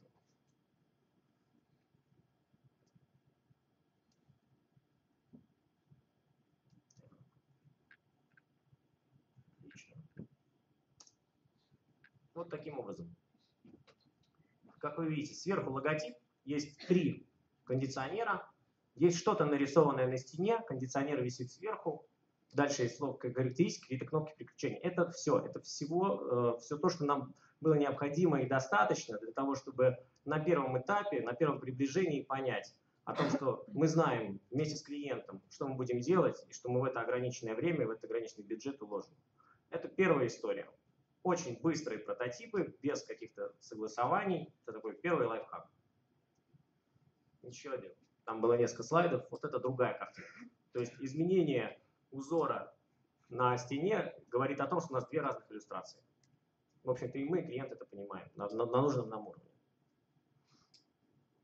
Еще один момент. Это разработка сценария этого сайта впоследствии. Для того, чтобы, опять же, скажем так, после того, как мы понимаем общую концепцию, полностью прописать действующих лиц, все разделы, все страницы и так далее. Есть у нас такой проект, это водка. Водки, опять же, очень много, водка бывает разная, она бывает в регионе, бывает в Москве, где угодно. Поэтому тоже такая общая известная история. Я сейчас покажу сам сайт, как выглядит.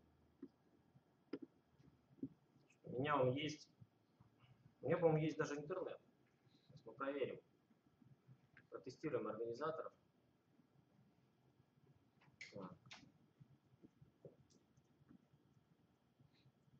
Сайт называется «Вдрова». Опа, не хочет. Ничего страшного. Я подготовился, у меня есть резервная копия.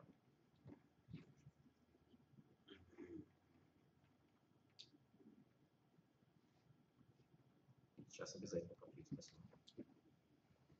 Всем уже есть 21 год, просто я здесь видел детей. Можем посмотреть? Окей. Хорошо. Так вот, таким образом выглядит сайт. Здесь нет никакой флеш-анимации, это как бы современные, так называемые HTML-технологии. При этом есть 3 основных продукта. Разные фильтрации. Я, честно говоря, я вот пью, но мне как-то все равно в целом. Есть несколько фактов об этом бренде. Есть даже вот эта штука была предоставлена нам клиентам. Клиент нам что пришел из задачи, какой поставил? Говорит, у меня есть водка, есть слоган в дрова. Я как бы до сих пор с трудом это выговариваю, но дрова, там, доску, что еще может быть, еще во что-то. лучше не будем об этом. И вот такую картинку он нам дал. Мы придумали игрушку, ну неважно. В общем, достаточно сложный такой проект, сделали его где-то за месяц. Сейчас покажу, каким образом мы согласовали, опять же, с клиентом этот сайт. Потому что у нас часто с вами возникает ситуация, когда, например, дизайнер нам что-то приносит, и мы говорим, оба, это не то. Или сайт разрабатывается в конце, а мы понимаем, что опять не то. Вот, опять же, как этого избегать. Есть презентация. Мой партнер, наш креативный директор, говорит, что мы иногда работаем как такая небольшая кинокомпания. Ведь когда снимают какой-то ролик, сначала делают раскадровку. Да, есть какой-то сначала текстовый сценарий, а потом делается кадр каждого там, съемочного дня и так далее. Вот мы примерно так же клиенту принесли то, как будет выглядеть этот сайт. Вот эту раскадровку дизайнер, да, понятное дело, что у каждого дизайнера как бы все в силу своих возможностей. И первое, что я ему показывал, было нарисовано ручкой. Вот здесь дизайнер рисовал в фотошопе, но он потратил на это не больше, наверное, часа. Я считаю, что это не очень большие временные затраты. Опять же, с нашей стороны исполнительской. То есть есть первый слайд, на котором показаны продукты. Есть слайды, на которых показаны наши ключевые изображения, если вы хотите, чтобы мы их показали на сайте. Есть слайд, где распиливается бревно какое-то, слайды с демотиваторами. То есть мы сразу им все рассказали. Потом мы показали это в некой схеме такой структурной. Да? То есть у нас есть слева картинки, это вот такие вот сцены. Дальше мы описываем разделы, какие будут на сайте. И даже здесь же показали нашу фишку с меню. У нас, когда ты опускаешься по сайту сверху вниз, ты как бы выпиваешь, и количество водки, которое в маленьком маркере в бутылочке, ее все меньше, меньше, меньше до конца. Вот, то есть вот эта маленькая приятная штука, она тоже была придумана изначально. То, что получилось, вы уже видели. Это очень похоже на предыдущую историю, только нужно сказать, что я об этом хотел в конце сказать, но лучше скажу сейчас, чтобы было понятнее. Что когда ты работаешь в ограниченных условиях и по времени в том числе, то у тебя проектирование сайта, оно вообще не заканчивается никогда. И вам, и как клиенту, иногда, к сожалению, приходится объяснить это исполнителю, да, если он готов вообще на такой проект пойти, что вы с ним не сможете согласовать прототип окончательно, потому что это проект другой. Это вот такая срочная штука, ее нужно делать, если что-то неправильно, переделывать по-живому. Поэтому проектирование не заканчивается. Сначала показали простую, потом более сложную, потом появился дизайн, еще что-то подвинули. Вернемся к презентации, нельзя же ее делать. Потом ее даже можно будет скачать, если кому-то вдруг интересно будет.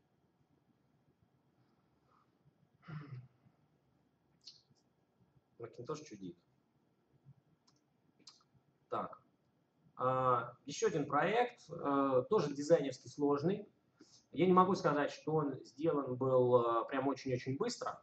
Скажем так, с точки зрения технологически быстро, с точки зрения отрисовки иллюстрации, этот процесс был длительный. Клиент занимается производством подарков уникальных, достаточно дорогих. Вот это уже, наверное, хотя тоже, в общем-то, возможно, и в Ижевске есть какая-то подобная компания. Если есть, конечно, целевая аудитория на эти штуки. Мне лично вот такая штука вообще не нужна. То есть, грубо говоря, они каждый подарок, который они дарили какой-то семье, они его приурочили к каким-то фамильным ценностям. И сам логотип компании, он есть на следующем слайде, здесь вот внизу, The Saplings, он был пронизан неким духом такой геральдической истории, каких-то гравюрной истории. И наш креативный директор решил, что в основе этого сайта будет дерево. Вот здесь плоховато видно, может быть, но представлено несколько картинок того, как мы на миллиметровочке карандашом нарисовали это дерево и отправили клиенту. И, то есть на словах вот это объяснить было невозможно. А когда он посмотрел и говорит, вот да, вот у меня есть дерево, вот там в верхушке мой логотип, мой герб, да, вон мои там гончие борзые сидят у него внизу, вот есть щиты, на которых гербы моих клиентов, за каждым щитом есть, соответственно, какой-то подарок, какой-то портфолио. Опять же, это еще одна история с проектированием. Я сегодня все время буду про проектирование говорить. У меня осталось, по-моему, еще минут 5, 10 даже. Да? Классно. Вот это все были прототипы Да, то есть то, что мы называем схемами, часто нам иногда присылают их в такой замечательной программе, как Акхура, Ашура, или вот если не знаю, может быть, кто сталкивался, я до сих пор не знаю, как ее произносить. Кто-то в Visio рисует, кто-то в Word прям. Нам однажды прислали полностью дизайн сайта, нарисованный в Excel. Представляете, каждая вот ячейка была нужный шрифт, нужный цвет. Вот, и реально классно выглядело. Прям хотелось, вот, знаете, вот сфотографировать и сразу опубликовать. Но клиент почему-то думал, что что-то вот нужно еще. Зачем вообще это заниматься, не знаю. А иногда бывает, что для сайтов нужно делать какие-то сложные иллюстрации. Ну, к сожалению, бытует мнение, что если на нашем сайте нет крутой картинки, то сайт не креативный. Ну, скажем так, я готов отдельно потом в кулуарах всех разубедить, но иногда без картинки никуда, да, потому что это тот визуальный образ, который достаточно легко, без принуждения читать тексты, пользователь расскажет о том, что мы продаем, не знаю, водокачки, и что они у нас самые лучшие, европейские и так далее. То есть формируем правильные эмоциональные образы. Итак, мы делали несколько фотосъемок, которые нам нужны были для того, чтобы впоследствии их использовать в качестве иллюстрации, где-то фотоиллюстрации, где-то мы их обратно. Это не так важно. В общем, речь шла, например, о каком-то сложном процессе, который нужно организовать. Например, фотосъемки. Вот вы сейчас видите эскизы, которые нарисовал дизайнер перед тем, как мы угрохали фотосъемку где-то 500 000 рублей. Мы полностью согласовали с клиентом, какой будет цвет у простыни, как будет падать свет из окна, какой будет фактура мальчик, какой будет фактура девочка. И вот такие вещи сложные нужно делать только так. Вот, собственно, что получилось. Да, то есть, если вы посмотрите, то вот он мальчик с велосипедом, вот другой мальчик, и свет очень похоже падает, и одет он очень похоже, и поза у него. То есть мы изначально были подготовлены к тому, что мы делаем. И клиент тоже знал, чего ему от нас ожидать. Это еще вот девочка мне больше нравится. Причем вот слева. Справа вообще ни о чем. Есть еще один проект. Ну, давайте, наверное, быстро успею рассказать. Компания продает ковры. Правда, она вот по всей стране их продает. И мы подумали о том, что на сайте тоже будут какие-то иллюстрации. У них есть несколько направлений деятельности, несколько типов ковров. Есть ковры для детских комнат, есть ковры, например, шумопоглощающие, есть ковры для отелей. Вот, например, это вариант огнеупорные ковры. Вот. Ну, мы выбрали такой метафорический образ, придумали вот такого человечка. А теперь представьте, что вам, например, нужно это согласовать в достаточно бюрократической организации, где решение принимает огромное количество людей, а мы опять, как обычно, по времени ограничены там, в 24 наших пресловутых календарных дня. Тогда мы тоже согласовываем эскизы. Хочу показать, как может выглядеть техническое задание на такую работу.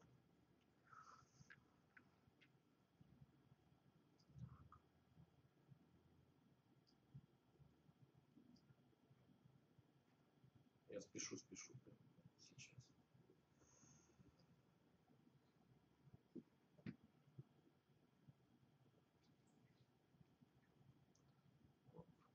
Здесь плоховато видно, но мы клиенту в тексте и в карандашных набросках описали то, что будет нарисовано на иллюстрации.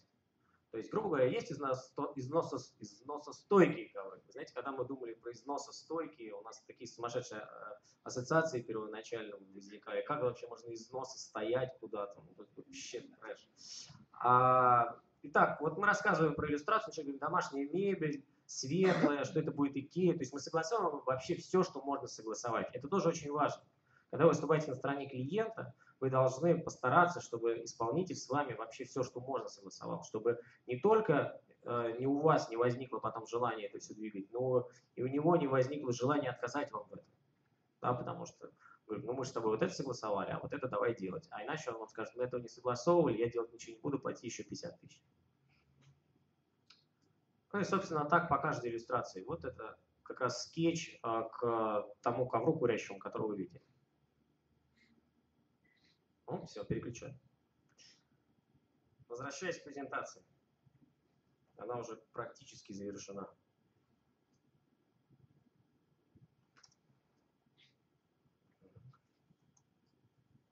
И опять сначала, но быстро.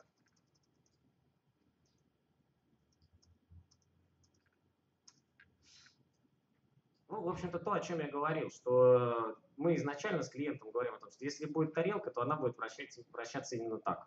И вы должны синхронизировать свое понимание с вашим исполнителем. Здесь будет слайд, который может быть полезен прежде всего, наверное, разработчикам, да, вот особенно первые 4 пункта. Я не буду на них заострять внимание, я заострю немножко внимание на следующих 2. Это то, что нужно понимать, что если у вас проект действительно ограничен по времени, то это ограничение нужно использовать как некое преимущество. И это позволит вам действительно продукт выпустить в конечном итоге. Если возникает ситуация, сейчас расскажу, о чем дальше будет. Про проектирование говорил. Так вот, самое важное, вообще самое важное про такие быстрые проекты, наносайты и прочее. Как только вы возвращаетесь в нормальные сроки, как только вы понимаете, что у вас не 24 календарных дня, а, например, 2 месяца или 3, или когда вы понимаете, что у вас вдруг бюджет нормальный появился и так далее, вы должны срочно уйти от схемы, когда вы делаете это в неком авральном режиме. Да, когда вы это все проектируете на ходу, когда вы рисуете какие-то непонятные картинки и так далее. Тогда вам нужно вернуться к классической истории, когда вы начинаете с очень подробного технического задания, потом делаете обычный дизайн, согласовываете его, потом делаете верстку, потом делаете программирование и так далее. Я не знаю вообще на самом деле, сталкивался ли кто-нибудь с такими проектами. Вот. Если столкнетесь, то уже будете хоть что-то знать. Я надеюсь, что хоть какие-то картинки, которые я показал, вам понравились. Вот. И там, не знаю, видеоролики где-то показались смешными. И, в общем-то, это, собственно... есть еще один слайд, прошу прощения. Вот такой момент, опять же, про работу исполнителя с заказчиком. Что, короче говоря, если вы в какой-то момент не доверитесь, то ничего не получится. Да? Потому что есть вот один человек, он забивает гвоздь, вешает на него картину. Если все остальные помогают, картина в итоге падает. Вот теперь точно все.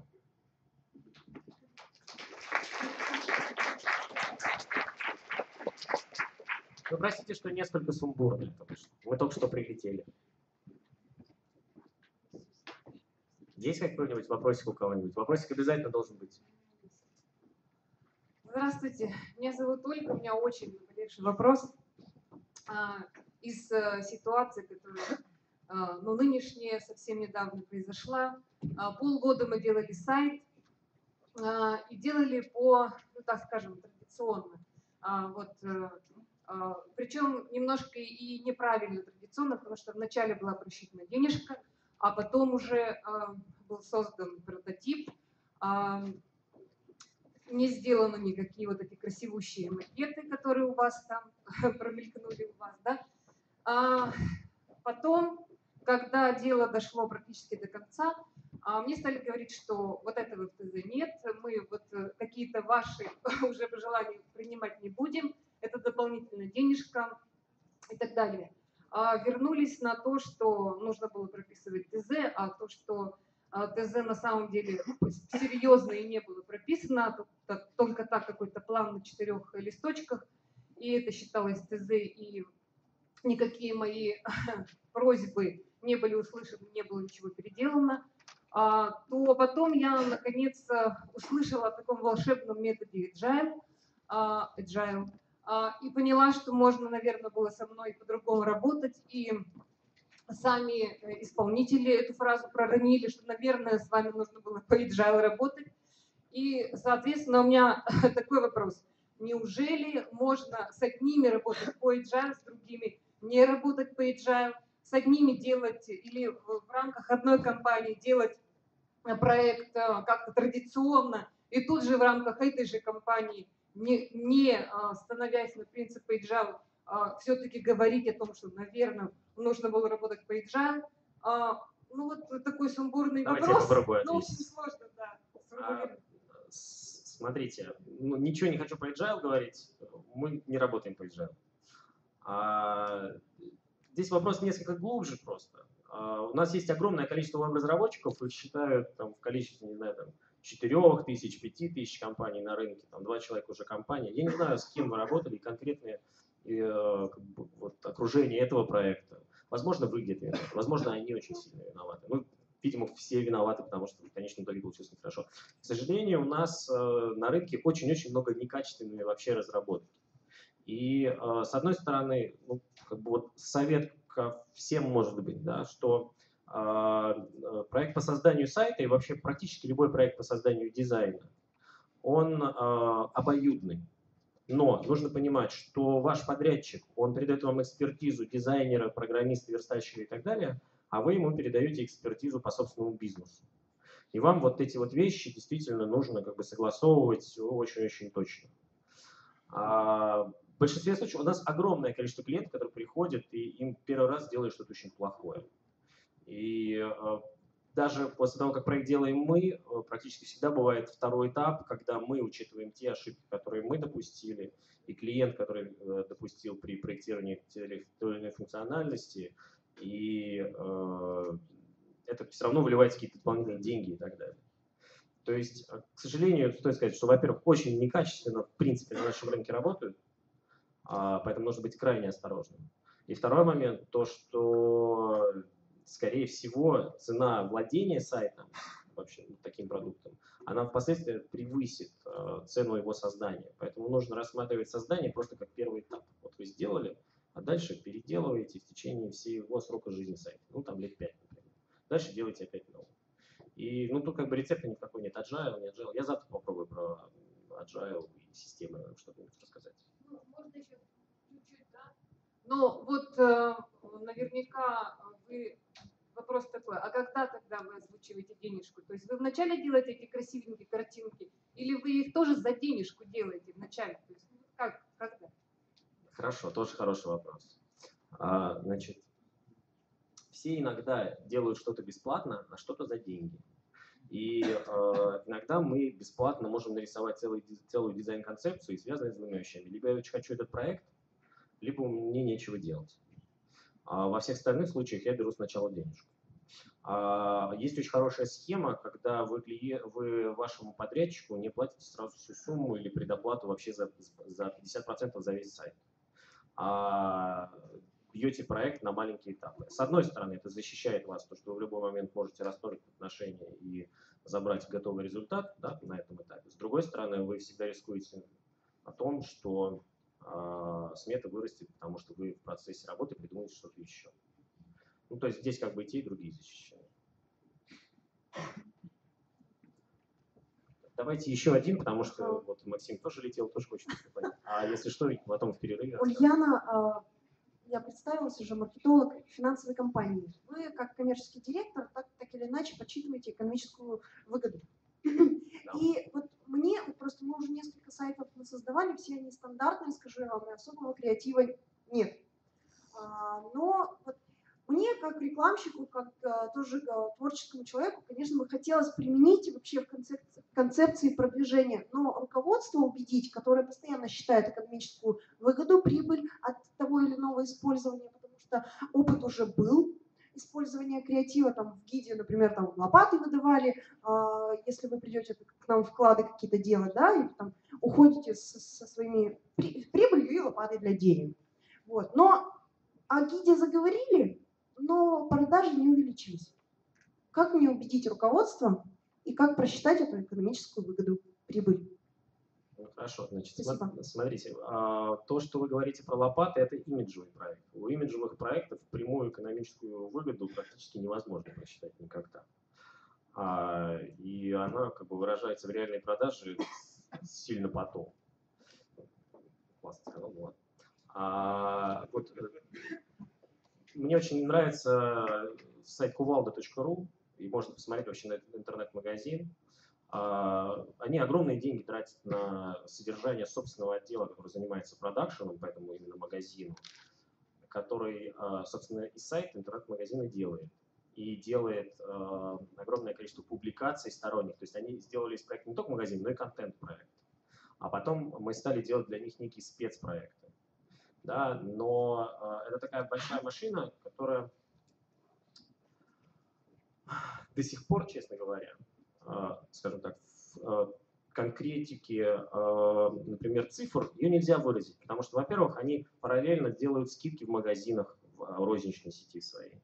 параллельно делать что-то на сайте, параллельно мы делаем какой-то спецпроект имиджевый. Да. Кто-то где-то в блогах обсуждает. То есть здесь достаточно тяжело замотивировать руководство именно на реальные цифры.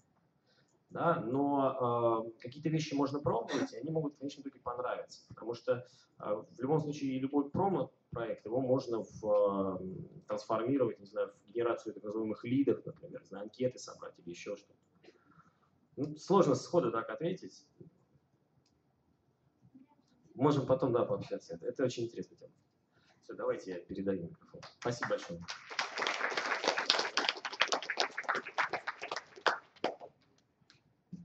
Спасибо. Следующий докладчик или ведущий, не знаю уже как сказать, шоумен, Максим Шалунцов, компания Royal Roads.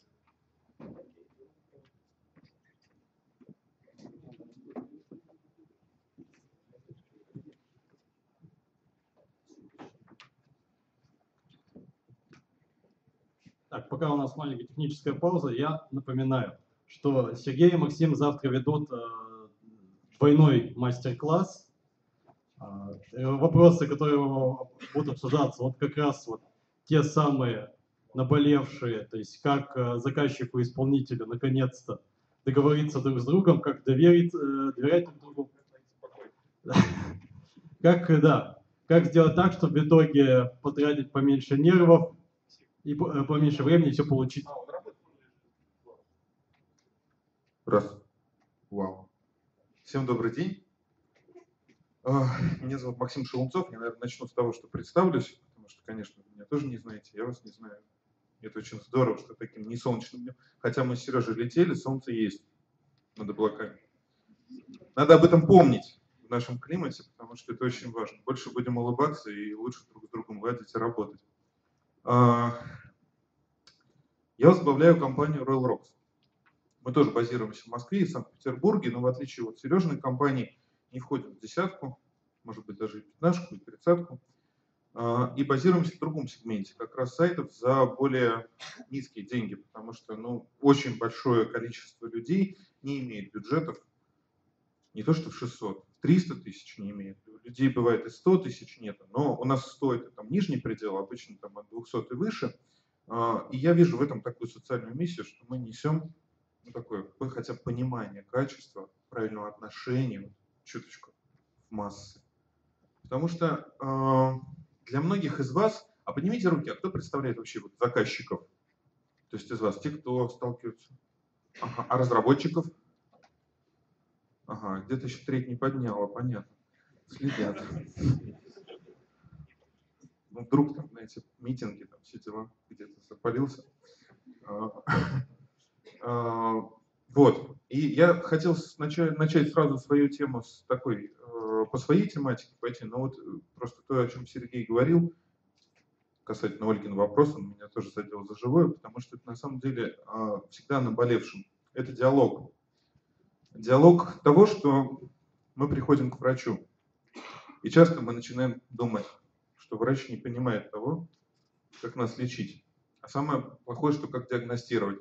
А мы не понимаем, как представители, да, клиента или заказчика, как себя в этом вести.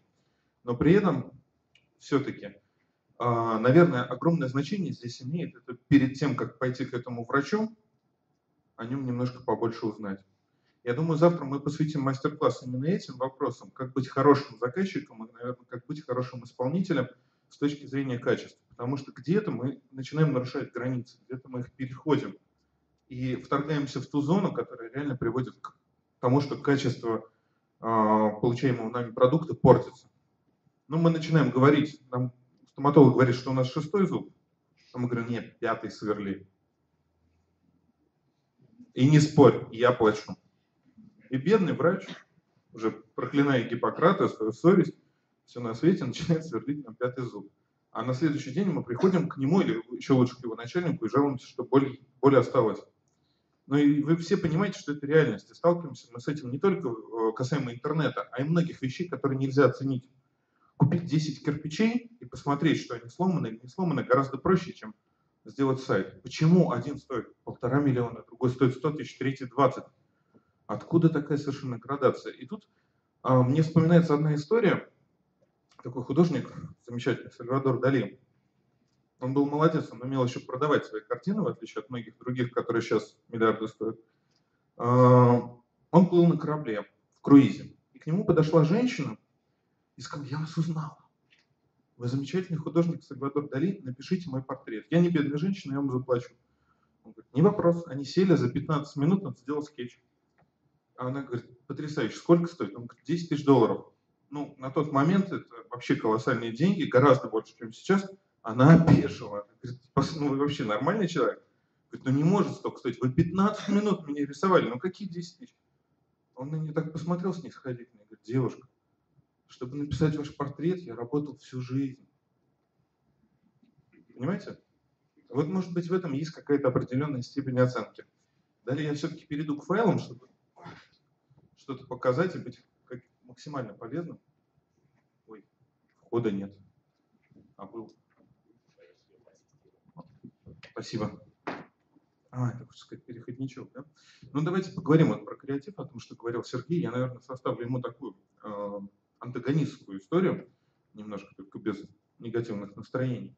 Я к креативу отношусь крайне настороженно, потому что вот еще докладчик с прекрасной прической, он говорил такие вещи, по сути, очень правильные.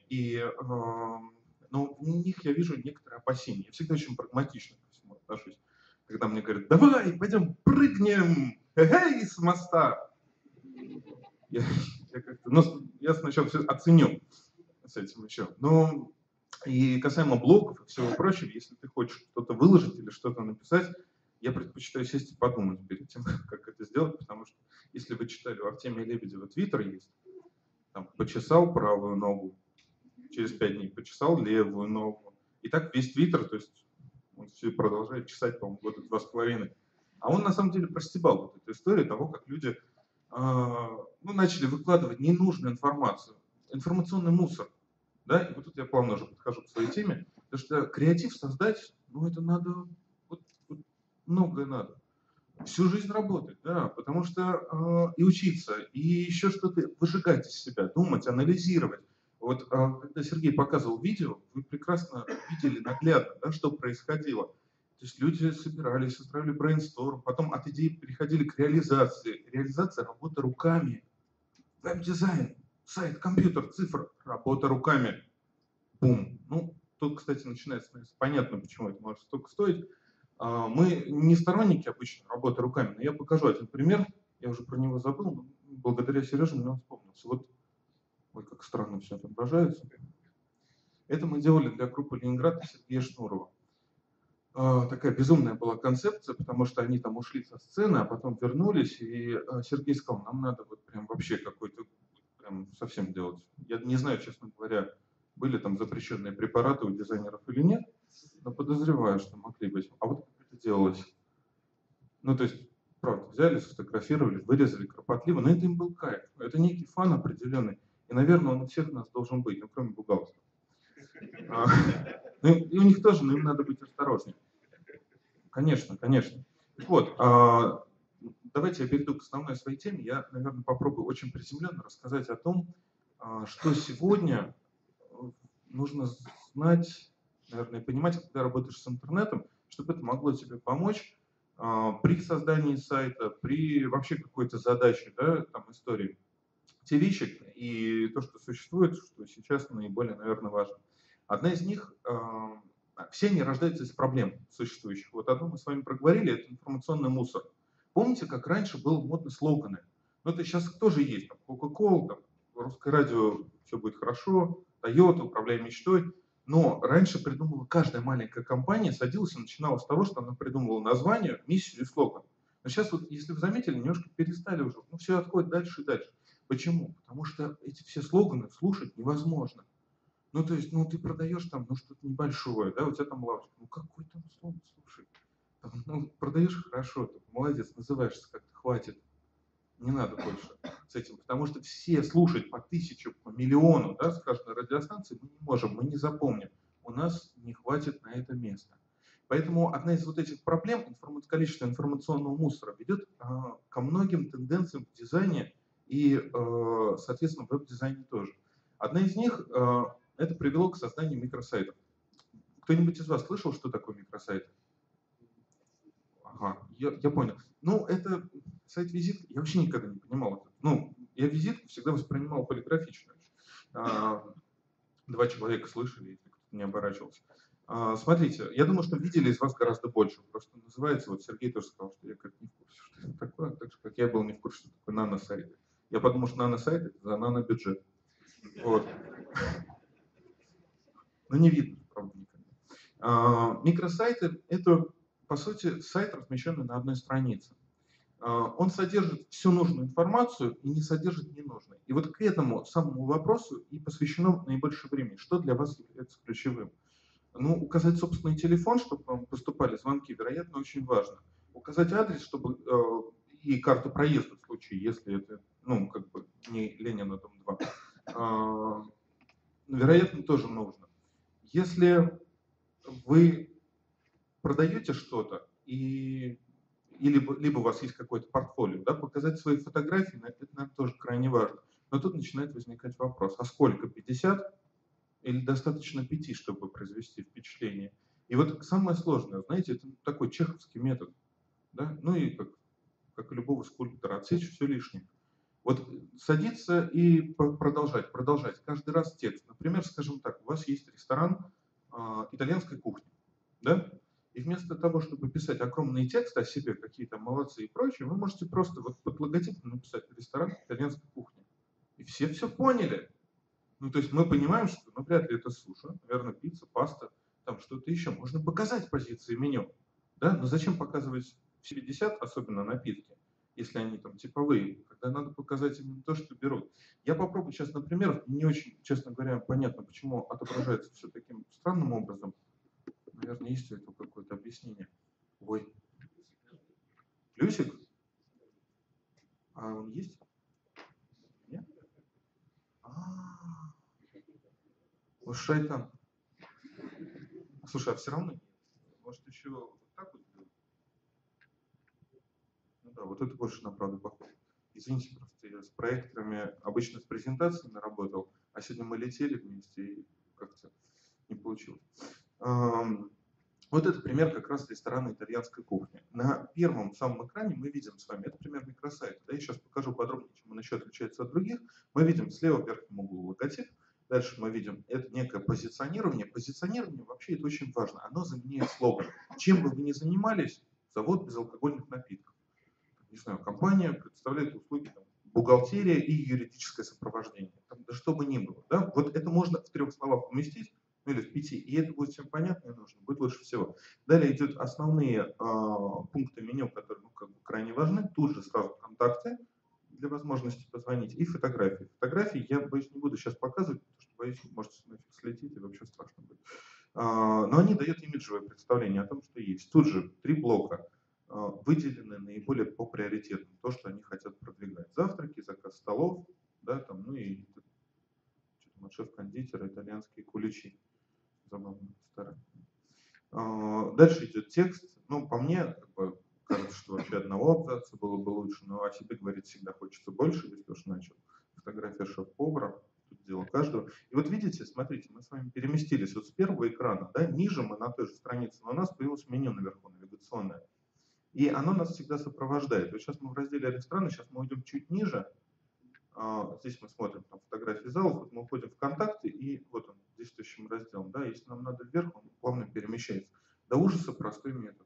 Он был, мне кажется, лет 8 назад, когда я сайт писал в блокноте, и там вот в Word, там гиперссылки. Ну, то есть то, что нас возвращает вверх, когда документ длинный и так далее.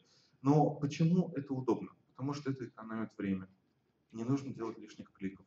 И вас заставляет очень сильно думать над тем, чтобы разместить столько информации, ее должно быть мало, но все нужно. И, соответственно, вы увеличите свои продажи. Ну или там то, что вам нужно увеличить, потому что люди больше посмотрят. Вот статистика показывает, что дальше первой страницы там ходят не все люди, дальше там 3-го клика почти никто. И это правда, вы можете на себе просто сказать, кто из вас вот читает большие тексты, когда вы просто щелкаете по интернету, поднимите руку. Ну, кроме... Ну да, я понимаю, девушка, но это мы с вами обсудим, это есть такое. У меня тоже иногда бывает. переклинивать. Суть в том, что большие тексты мы читаем только тогда, когда у нас есть проблема, которую нам надо решить. Нам надо проехать таможню, нам надо сделать визу, у нас заболел ребенок. Тогда мы с вами смотрим действительно, будем читать форум и так далее. Но, как правило, мы имеем более четкие такие задачи, более простые. И, скажем, если нам надо с вами купить кондиционер, мы, наверное, наберем в Яндексе, да, если нам никто не посоветует, где это сделать, мы так и наберем купить кондиционер. Ну, не знаю, как там работает, можно город еще добавить, да, в случае там, необходимости обозначения региона. Он выдает вам какой-то поиск, вы начинаете открывать, ну, вряд ли одну ссылку. Вы откроете первые несколько. А что дальше происходит? Ну, то есть, если вам кажется что-то сложным, вот вообще, да, так вот, у кого это было? Вспомните, кажется, ой, ну вот было, да. А многие стесняются еще признаться. Да. Вы оттуда уходите. И вам максимально... А там, где просто и все понятно, вы остаетесь. Потому что... Почему сейчас так вот? Белый фон там очень стал популярен везде. В дизайне, в архитектуре. Я сейчас вот ездил буквально несколько дней назад и вернулся из командировки в Лондоне. Я был поражен, честно. Я там плакать хотелось от того дизайна, который видишь, насколько он восхитительный. Повсюду. В архитектуре. Они сносят старые там... Они берут там эти побелки, там, шпаклевки, все сносят. Остаются кирпичи. Подчистили под что-то. Ну, в Москве сейчас тоже вот такое есть. Я думаю, у вас есть местами, я думаю, это все появляется. Это называется стиль такой хард, то есть как задумал архитектор, да? Ну, все просто, понятно, минимализм, ничего лишнего. Там даже вентиляция там идет еще. И вам так комфортно, неожиданно. То есть вы понимаете, что ни в золоте, ни вот в этом, ни в бархате, ни в занавесках весь этот прикол. А все гораздо проще. А потому что мы все с вами устаем от этого информационного мусора. Ну так вот, микросайт можно использовать не только для там, ресторанов или чего-то именно. Это здесь пример конкретной услуги. Скажем так, на месте вот этой истории, это, кстати, тоже руками рисовалось. На месте этой тоже тренд, да? На месте этой истории мог быть тариф, например, если это сотовая связь, или конкретная услуга, или инструмент, или то, что вы представляете. Вот его фотография посередине, слева, справа описание. Все. И все поняли. Опять, как можно проще. Потом из микросайтов что-то у меня там было, по-моему, еще заготовлено. Есть у меня один вашего земляка. Недавно мы прямо его закончили. Мой хороший приятель Виталий Елькин. Если кто-то знает. Прекрасно. Говорят, у него папа мед продает. Не сильно посоветую. Вот. Это пример микросайтов. Виталия компания, они занимаются организацией мероприятий и ну, какими-то там, соответственно, сопутствующими историями, продажа артистов, там еще что-то. Есть некая шапка, которая дает просто общий такой имиджевый, да, там, месседж. Далее мы начинаем перемещаться, но эта картинка, соответственно, меню там тоже перемещается, также загорается, как я и показывал. Концепция организации, артисты, с которыми он работает, клиенты, на их месте там в оригинальном сайте логотипы стоят, кейсы. Там, которые... ну вот интересно, что вот здесь показано, как раз смотрите, мы когда из одной зоны переходим в другую, можно очень классно менять цвета, да, то есть можно с оттенками, так чтобы вы переходите по смыслу и вы визуально немножечко там меняете. Потом мы обратно переходим в то, с чего начали. Вот, соответственно, применение у них крайне широкое, стоят они дешевле. Я когда смотрел в интернете, ну, там от 4000 рублей находил шаблонники, да, там еще, ну, не знаю, в Москве, ну, вот Сереж сказал, Сереж, сколько ты сказал, у вас стоит? Напугай. 600? На самом деле, по-разному стоит сайт. Микросайт. Ну, такого плана. Ну, вот, 1300. Ну, так вот 100-150. Классно. Всего лишь за 50 рублей после этой лекции в коридоре с удовольствием поделимся секретами. Ну, это правда. Но надо к этому правильно относиться, и главное понимать, то, что вы хотите. Очень важно всегда понимать свои задачи. Вообще, совместная работа в создании сайта – это стресс. Мне кажется, вот я хотел к нам в штат, ну, так мы шутили, конечно, психолога нанять, потому что, чтобы приезжать к заказчику периодически, когда возникает такой стресс, он сразу говорил, давайте поговорим об этом. И мне кажется, это было бы полезно. А знаете, почему стресс? Потому что ну, вы привыкли к тому, что вы чем-то занимаетесь. Возможно, вы даже на это выучились. И там кучу лет вы что-то делаете. делайте, и делайте это, вероятно, хорошо. За это вам оплатят. Ну или вы получаете. И раз у вас встает новая задача сделать сайт. Ну, вы думаете, я столько всего делал, и свое это делаю хорошо, и тут. Но это оказывается, что требует от вас очень много нового, с чем вы реально не сталкивались. И тут возникает паника, когда мы не знаем, куда идти, а вокруг люди не говорят на нашем языке, и мы не говорим на их языке. Когда мы сталкиваемся с какой-то проблемой, в которой вообще некомпетентны, да, еще. И поэтому вот это такой стресс, который надо преодолеть. Но в преодолении первая самая важная вещь, о которой говорил Сергей, это доверие. И, наверное, больше надо времени тратить на этапе выбора подрядчика. Потому что вот здесь, вот, наверное, надо посмотреть его работы более внимательно, поговорить, попросить, может быть, поговорить с его клиентами. Вот вообще никто не делает. Я людей к себе в офис зову. Я всегда говорю, хотите, давайте пообщаться. Почему? Я не могу понять. Но ведь, это же так удобно. Ты поговорил, и ты узнал реальное мнение о человеке от того, кто там сделал. Вряд ли он будет там подставной, да, там тебе давать и так далее. И здесь, соответственно, вы свои риски снизите, потому что если вы услышите негативную, или позвоните сами их клиентам, спросите, а кто сталкивался с разработкой сайта? И, они за это не обидятся, и все будет нормально. И вот на этом плане, когда вы уже выбрали, надо начинать доверять. И, какие-то, может, бояться, знаете, и так далее. Ну ладно, вернемся к трендам. Вот вторая вещь, о которой очень хотелось бы поговорить, это, она сегодня уже не раз звучала, это мобильное устройство, то есть рынок мобильного интернета. В Москве, по последним тем данным, которые я слышал, 30% это составляло, и цифра растет постоянно, так же, как интернет-реклама. И можно от нее бежать, не принимать, но она будет расти. И мы никуда от этого не денемся, и сайты надо адаптировать. Количество мобильных устройств совершенно огромное.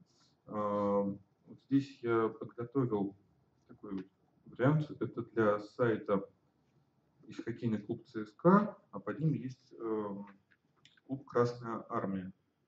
Может быть, кто-то даже из вас слышал. Как молодежная хоккейная лига. И мы сейчас работаем над их новым сайтом. И, соответственно, адаптивные версии, конечно, там сразу. Вот так примерно это структурная схема, да, то есть скетч. Набросок того, как сайт будет выглядеть просто блоками. Это схема, как мы увидим на компьютере. Это просто во всю длину, по-моему. Это что у нас там, простите, плохо. Это другой компьютер, да? Ага. А вот пошел планшет. То есть то, как сайт отображается на планшете. Но с планшетами немножко проще, так как они все-таки больше заточены под нормальный формат. Это вот вертикальный. Это что у нас? Это iPad. Да, это вертикальная версия. Они многие отображают. А вот, например, на iPhone. Да, и видите, много меню сместилось, но приоритеты остались те же. Приоритет фотографии, потому что фотография отображает новости. То есть главное событие. Что является товаром для клуба? На самом деле информация. Информация о победе, о следующем матче. Еще билеты – это следствие. Следствие того, что люди получили нужную информацию. Соответственно, когда человек едет, и он забыл посмотреть что-то, да, он смотрит с мобильного, и, вероятно, ему это там удобно. Ой, это не туда, это не туда. В общем, примерно вы увидели. Соответственно, есть у меня второй пример на эту тему, он более в цвете получился. Сейчас, одну секунду. Вот, эта компания в Питере находится, российские меха, они производители шуб. Вот так выглядел сайт, вот 2 назад, что ли, еще делать. А вот так выглядела мобильная версия. Понимаете, смысл остается тот же, но кнопки удобнее, все уже сделано по то, что ты нажимаешь пальцем. Соответственно, обязательно про этот тренд направления помните, потому что если вы будете создавать эту мобильную версию изначально, при создании сайта, особенно в следующем году и далее, то стоимость существенно дешевле. То есть это порядка 15, наверное, 25% от стоимости всего сайта, потому что дизайнеры сразу вам все нарисуют одним махом, и им будет легче, конечно, это сделать. Вот. А далее я хочу поговорить еще о более интересном тренде. Я вообще хотел с самого начала, я ждал этого момента. Вернемся к информационному мусору. Сейчас многие компании приходят к тому, что даже логотипы перестают нагружать каким-то символом. Нам иногда это может казаться каким-то, как минимум, странным, потому что мы привыкли к тому, что логотип выглядит размашисто, там какой-нибудь знак, запендюрить, особенно если свое, печать, клеймо. Но с точки зрения продаж и с точки зрения того, что вы делаете, на самом деле значение имеет шрифт. Тот шрифт, который вы подобрали, красивое написание. Вообще, сам по себе слово логотип, оно так и переводится. То есть внешний вид, слово, лого, слово. Вот, там нет ничего про картинку. И вот смотрите, я несколько таких там трендовых историй взял. Вот это сайт, который, ну, у них продукция, да, там есть. И они, кстати, вот интересно, поп-ап, это вообще очень забавный тренд. Вот посмотрите их логотип справа. Вот скажите, сколько за него можно было бы заплатить, да? Ну, то есть вот нашим сознанием заказчиков и так далее. Мы скажем, где работа? А где работа? Расскажи. Класс. Нет, правда такое там бывает. В чем работа? Это я тебе еще подсказал, так и напиши. Кстати, на самом деле, ну, правда, найти хороший шрифт – это адский труд. Вот поверьте, если кто-то из вас делал когда-нибудь или видел людей, которые татуировки с красивым шрифтом, еще вот спросите у них, как ты нашел шрифт? И они вам расскажут про вот такую огромную книгу, которую они листали и так далее. Шрифты покупаются, шрифты рисуются, но на самом деле эффективность, вам же все понятно, как это называется. Да, еще и название, заметьте, Industrial Factory. Вообще, да, сразу все понятно, чем занимается, а не какая-нибудь там слюни дева. Вот более усложненный вариант, логотип слева, но это по сути тоже надпись. Он не является таким уж совершенно простым, да, но к этому максимально приближен. Тонкие, очень утонченные линии, и название опять-таки содержит то, чем они занимаются. Бейкери, пекарня. И заметьте, вот на последних двух примерах оба иностранные сайты, фотографии. Вот то, о чем говорил Сергей, 80% успеха сайта – это изображение. Если у вас получается, что вам хорошая фотосессия стоит дороже сайта, берите, она того стоит. Именно фотографии продают. Потому что вот представьте себе, вот тот же самый сайт, но поставьте сейчас такие вот фотографии, сделанные на мыльнице. Ну, к примеру, визуально. У кого с воображением хорошо? Ну, прикиньте, да, так вот, и мы такие, жесть какая-то. Правда, вот успех вот за счет вот этого. А как он там сделан? Я не знаю, может, он часто, вот одну фотографию запросто, после того, как выставил свет. Еще вот, соответственно, тоже пример. Это люди занимаются интерьерами. Philip House. Вот логотип. За что платили?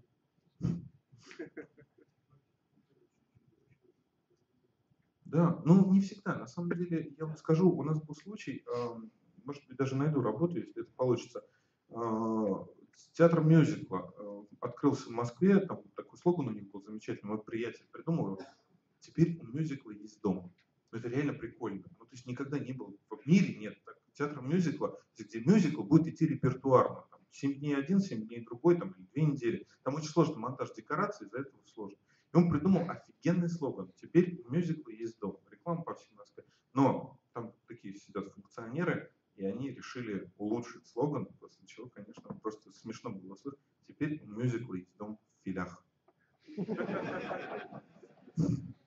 то есть можно на каждой улице открыть. Ну, то есть, понимаете, да, мы Coca-Cola, номер 1 компания по продаже колы в Нью-Джерси.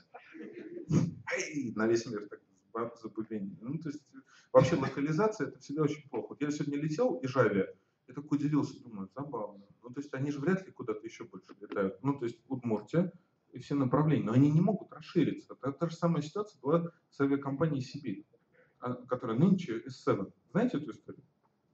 Нет? Она коротенькая, я быстро расскажу, она тоже очень такая. Для меня было очень поучительно. Максим, после этой истории, коротенькой истории и да? И уже время? Как жаль. Я только во вкус начал входить. Значит, завтра продолжаем. Хорошо. Ладно, тогда завтра будет больше историй. Но вот смотрите, в S7 была ситуация. Авиакомпания «Сибирь» решили выходить на рынок транснациональных, соответственно, авиаперевозок. Пригласили специалиста из Штатов, бизнес-консультанта, который должен им был выстроить всю стратегию перемен к лучшему.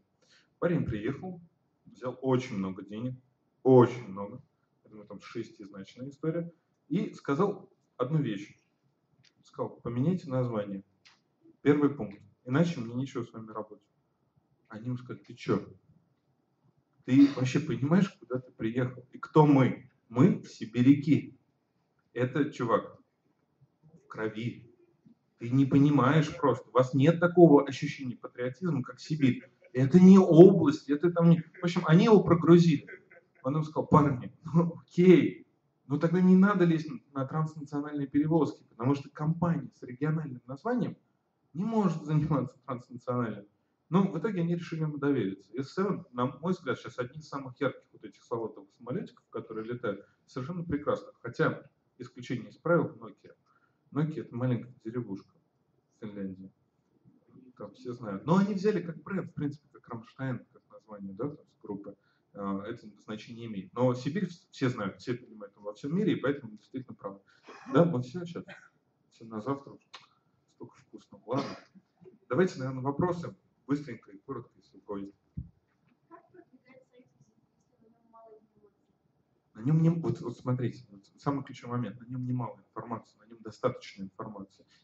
Самое главное — это подумать о том, как эту информацию оптимизировать, сжать до того момента, когда она все еще является продающей, то есть ее является достаточным количеством. Продвигается он гораздо проще, на самом деле, потому что, ну, я, правда, не знаю, сейчас, если мы по SEO поговорим, я не очень являюсь большим специалистом по SEO, но все коды, все слова, по которым вы хотите продвинуться, можно зашить спокойно внутрь. Вы можете сделать страницы невидимые для пользователя, дополнительные. То есть преград к этому нет. С учетом того, что, ну, как бы его технологии и так далее, вообще, вот по нашей практике, из клиентов, кто продвигали, было все вообще отлично.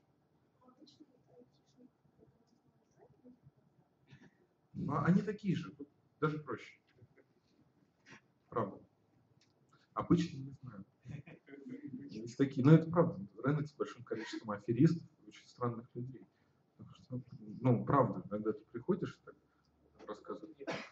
Просто сказали про обычного программиста. Это как обычный врач. Вот он окулист или уролог. Справедливо.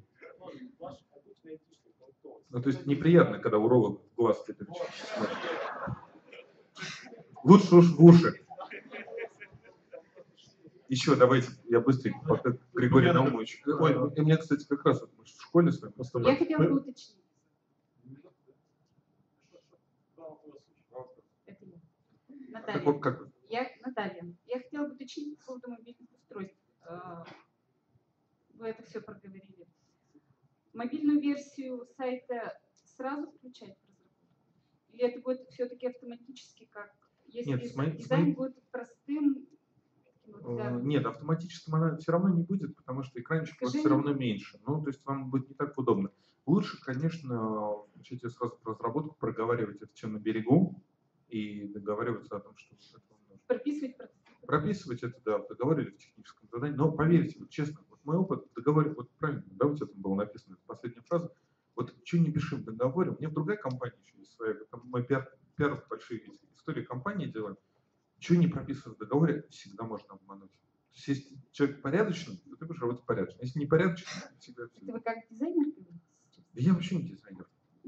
Я работаю с этим. Прописывать прототипы к одному типу мобильного устройства или ко всем? Как у вас? Ну, наверное, ключевым. То есть все-таки надо... Ну, смотрите, вот, допустим, экран iPhone 5 и Samsung 3 Galaxy одинаковые, на их долю приходится большая часть смартфонов. Ну, придется, да, в скором там времени. То есть на самые популярные? Самые популярные. Ну, в моей среде, там, для моей аудитории. Да? Если у вас хипстеры, там аудитория, соответственно, iPhone будет отлично. Можно даже Galaxy не брать. Нет, у меня дети. И... Это схожие понятия. Ну, к 16 годам, да. И удорожание 15-20%? Я сказал бы 15-25, но здесь очень сложно. Вопрос ценообразования. Я хотел, ну, давайте, если кто-то сможет прийти завтра на семинар, там его серьезно обсудим, потому что это такая вещь, которая относиться вообще как-то адекватно нельзя. Я думаю, она складывается из разряда опыта, портфолио, умения людей, правда, работать серьезно и так далее, наличие у них там компании. Вы понимаете, фрилансер, скажем, да, даже если он хороший, не имея офиса, штата и так далее, имея одни сроки, он делает за одни деньги, да, хотя иногда и большие. А компания, имея штат и так далее, ну, они дают вам гарантию, договор, платят налоги с этого. Ну, понятно, другое ценообразование. Спасибо. Еще один. Добрый день, меня зовут Алсу. У меня такой вопрос. Вот вы за минимизацию, да, выступаете, все здорово, но дело в том, что начинаешь работать, ну, раньше я заказчиками работала, сейчас я в штате работаю. и раньше заказчики, а теперь мое руководство, но они очень любят, что а давайте же напишем про нас, так напишем там вплоть до зарождения компании, всю историю, родились, женились. Если логотип, то обязательно такой слоган, миссию, запихнем все, что надо, с ноги, лезет, Ну, если уж платим, так мы выжмем все. Да, сайт это делать безразмерное, давать все. И как вот их убедить, кроме того, что это информационный мусор, какие-то еще могут быть более веские аргументы, чтобы им объяснить, что на самом деле это лишнее, и 99 наверняка процентов людей, 90 точно, это не смотрят, не читают, и более того, им это даже не интересно. Спасибо, у вас прекрасный вопрос. На самом деле вы затронули одну из самых больных тем, которые там происходят. На самом деле, скажем так, бывают случаи, когда убедить людей невозможно, потому что они настолько верят в свою правоту, что ты им не говори, это будет бесполезно. Это похоже на спор с пьяным очень человеком, который уверен, что лучше группы Металлика нет ни одной, не то что лучше, просто нет другой группы в мире, которая делает музыку. И лучше порой не спорить. Но я со своей колокольни смотрю на это так, что с каждым заказчиком я всегда спорю, я иногда до посинения. Мы там орем друг на друга. Там бывает просто такой реально там, без грубых слов, просто уже вор переходит, когда ты начинаешь убеждать. Да нет, это не будут смотреть, это не нужно, это все. Да вот ты посмотри сюда. Надо стараться, наверное, показывать наиболее примеры четкие и стараться переводить разговор в историю взаимного аргументирования. Я так считаю, потому что это не будут смотреть. А ты читаешь длинные тексты, зайди на сайт, попользуйся. Да? И похожими историями. И чаще всего это получается. Честно говоря, среди моих заказчиков есть люди, которые, по-моему, сами интернетом пользуются, может быть, на самом минимальном уровне. И, не знаю, мы с ними 10 сайтов сделали, может, еще, огромная банда людей. И они сначала вообще не понимали. Он говорит, большие кнопки, много баннеров, мигающих. Я говорю, нет, это что-то, это порнография. Правда, в настоящем смысле этого слова нельзя так делать. И убеждал. И сейчас мы делаем для них там продукты. Я вижу в этом такую социально правильную миссию. То есть приучать людей к хорошему. Мы не выросли, понимаете. Я родился в блоковой девятиэтажке, которая была в 80-е годы построена как временное жилье. Там до сих пор живут люди. А время уже прошло. И пока я там не переехал, я не уехал жить в Москву, не пожил там, не знаю, лет 5, наверное, до меня только потом дошло. Ё-моё, то, где я жил, это неправильный дом. Здесь все это знается сравнение. Надо показывать, общаться. Как раз хотите в коридоре, наверное, поговорим, а то больше нельзя. Да, спасибо. Давайте сейчас мы поговорим в коридоре после 4, когда у нас закончится программа. А сейчас у нас еще остался последний блок на сегодня. 2 доклада про медийную рекламу. Да, Яндекс. Спасибо. Прошу на сцену Татьяна Липина. Опять же, компания Яндекс. Про медийные возможности, собственно, понятно, каких порталов. Здравствуйте. Меня зовут Татьяна, я работаю в Яндексе. Мне немножко неловко сейчас выступать, потому что у меня нет бороды, нет мака, и сидеть на полу мне как-то тоже не хочется. Нет, спасибо. Татьяна уезжает с маком уже. Вот.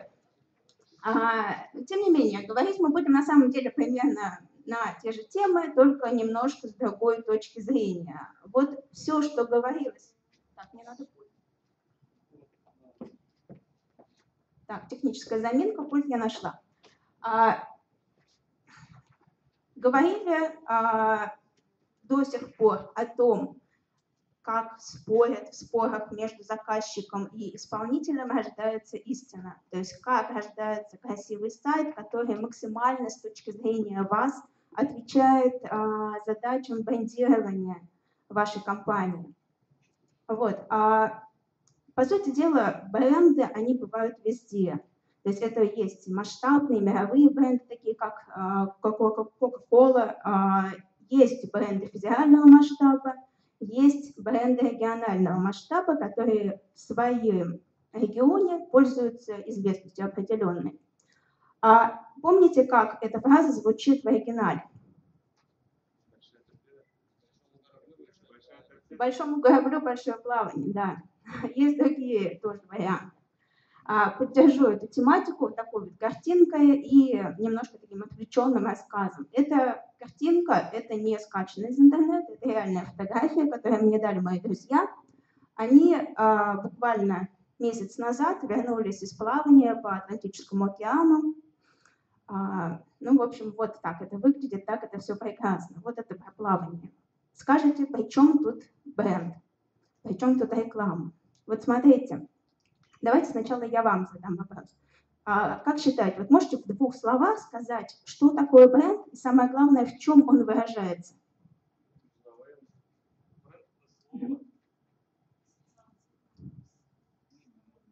Ассоциация, слово, имидж, образ. Смотрите, вот я сейчас скажу одну вещь, я не буду приводить все эти длинные формулировки, их можно почитать там в Википедии, еще где-то. Бренд – это действительно образ вашей компании, который живет в сознании потребителей. По сути дела, бренд – это не то, как вы представляете свою компанию, а то, как ваши потребители представляют вашу компанию, если вообще представляют. То есть задача номер 1 – это вообще добиться того состояния, чтобы у потребителей сложилось определенное представление о вашей компании. Естественно, такое, которое нужно вам. Ну вот, я тут привела такую подходящую цитату. В общем-то, это на самом деле то, что я хотела сказать. И исходя из этого, какие задачи могут быть бренда? Вот классически рисуют вот такую картинку. Вот когда у нас есть компания, которая там занимается производством определенного товара или услуг, все говорят про продажи. То есть, да, цель бизнеса – это продажи. Цель бренда – это не продажи, это совсем другое. Это воздействие на умы потребителей. Это вот как раз знание марки, доверие к марке и приверженность. И вот это именно то, без чего бренд не может жить и не будет жить. Поэтому если у вас есть задачи более высокие, более масштабные, чем просто делать продукт и его продавать тому, кто это хочет купить, то ваш путь, он вот оттуда. И что самое интересное, все это опосредованно потом сказывается опять на тех же самых продажах, то есть решает задачи бизнеса. Вот если уже конкретно сформулировать, какие конкретные задачи могут достичь доверия, узнавания и так далее. Понятно, что брендирование, создание репутации бренда – это всегда работа с широким охватом аудитории. Поэтому задача номер 1 – это выбрать определенные каналы коммуникации, которые имеют широкий охват. Второй момент – это из этого канала, из этой аудитории выделить свою аудиторию. Конкретно ту, которая максимально может заинтересоваться вашим товаром. Ну и, наконец, последняя задача, она очень важная, гиперважная. Это донести до потребителя ценности вашего бренда. Такие, какими вы их хотите видеть. И вот это как раз то, отчасти, о чем говорили предыдущие докладчики. Ну и банальнейшая мысль, что медийка – это как раз то самое средство, которое поможет решить эти задачи. Вот не очень я люблю рассказывать про статистику, но немножко расскажу. Вот буквально там в одной цифре. Почему мы говорим про интернет? То есть если раньше медийка традиционно мы понимали, вообще какую медийную рекламу вы знаете? Телевидение, радио. Что? Ну, интернет, да. Интернет, само собой, интернет. Почему мы говорим об интернете? По данным на сегодняшний день 70 миллионов пользователей в России пользуются интернетом. Это половина населения, включая всех. Детей, младенцев, стариков и так далее. Понятно, что большая часть от населения – это все-таки активная часть населения, активная часть, более состоятельная часть, более образованная часть населения с хорошим уровнем дохода и социальным статусом. Вот. И поэтому мы говорим о том, что в интернете аудитория качественная. То есть это та аудитория, на которую имеет смысл выходить со своим предложением. Вот эти человечки, которые хотят что-нибудь купить. То есть аудитория в интернете, как правило, активная. Она что-нибудь постоянно хочет по жизни. Поехать куда-нибудь отдохнуть, купить какие-нибудь вещи, купить себе новый девайс и так далее, и так далее. Как среди них найти именно свою аудиторию? Ну, можно банально, да, вычленять какие-то сегменты по полу, по возрасту. Можно выбирать аудиторию по доходу, по интересам. Еще интереснее, можно выделить ту часть аудитории, которая уже конкретно хочет что-то купить. Как раз то, что мы продаем. И это я говорю о медике, не о директе. Я вам сегодня расскажу про ноу-хау Яндекса, то есть то, что мы сейчас разрабатываем, придумываем и внедряем для того, чтобы сделать медийную рекламу принципиально иной, в отличие от того, какой она была до этого. Новые технологии, они основаны на нашем, на крипте. Это у нас такой алгоритм, который позволяет вычленять нужные нам сегменты аудитории по разным показателям. Я сейчас буквально на пальцах объясню, как это работает. Механизм, конечно, очень сложный. Он разрабатывался долгое время проходил тестирование и показал действительно хорошие результаты. Суть в чем? Что ежедневно Яндекс посещают многие миллионы пользователей, ну, порядка 30 миллионов в день. Они задают нам, как поисковой системе, различные запросы. Вообще по любой тематике. Мы можем эти запросы анализировать и таким образом понимать сферу интересов каждого конкретного пользователя. И по этим запросам, по этому вот облаку, как это сейчас еще модно говорить, по паттернам, интересам понимать, кто это, по полу, по возрасту, по социальному положению и так далее, и так далее. То есть вот именно на эти признаки делить пользователей. Все эти закономерности собираются вместе, и, соответственно, мы получаем соцдем на медийку, какого не было до этого, потому что это более точный, более правильный соцдем, чем, допустим, показ аудитории там, по полу, по возрасту, в зависимости от его анкетных данных, которые он когда-то указывал. Сами понимаете, что регистрируясь на почте, я могу указать все, что угодно. Ну и вот сейчас будет прямо блок такой слайды про то, какие у нас есть инструменты, какие есть продукты. Они все основаны как раз на крипте, на вот этом нашем умном соцдеме. Не суть важно на самом деле сейчас запоминать все эти мудренные названия, сколько понять, какие возможности открываются перед рекламодателями. Но первое, это самое простое. Это таргетирование по полу, возрасту, по уровню дохода. Их можно применять там, на любой из площадок. Можно показывать, вот есть такой продукт, социально-демографическая сеть, когда, по сути дела, мы не ограничиваемся каким-то определенным проектом, какой-то определенной площадкой на Яндексе, а ловим нужных нам пользователей по этим параметрам, полу, возрасту и доходу на любом из проектов. То есть куда бы человек ни зашел, если он соответствует параметрам, мы его поймаем и покажем его рекламу. Все просто. Вот это уже более интересные продукты, более сложные. Когда мы показываем целевую аудиторию по тематическим запросам. Как это делается? Мы можем отследить людей, которые в последние 2 суток интересовались, допустим, покупкой мебели. И им показывать рекламный баннер соответствующей тематике. Как вы понимаете, интерес у этой аудитории намного более горячий, чем если бы мы показывали рекламу абсолютно всем. Есть такая штука, тоже со сложным названием, поведенческий таргетинг. А суть тоже очень интересная. Мы в данном случае показываем медийную рекламу пользователям, которые или посещали сайт рекламодателя, но не сделали заказ. То есть, сами понимаете, это очень интересная аудитория людей, которые отказались по тем или иным причинам от покупки в первый раз. Мы можем их догнать и еще раз предложить. И эффективность от этого размещения действительно очень высокая, это уже тестировали. Либо мы можем показать тем пользователям, которые, допустим, посещали определенные разделы Яндекс.Маркета. Допустим, они искали телевизор на маркете.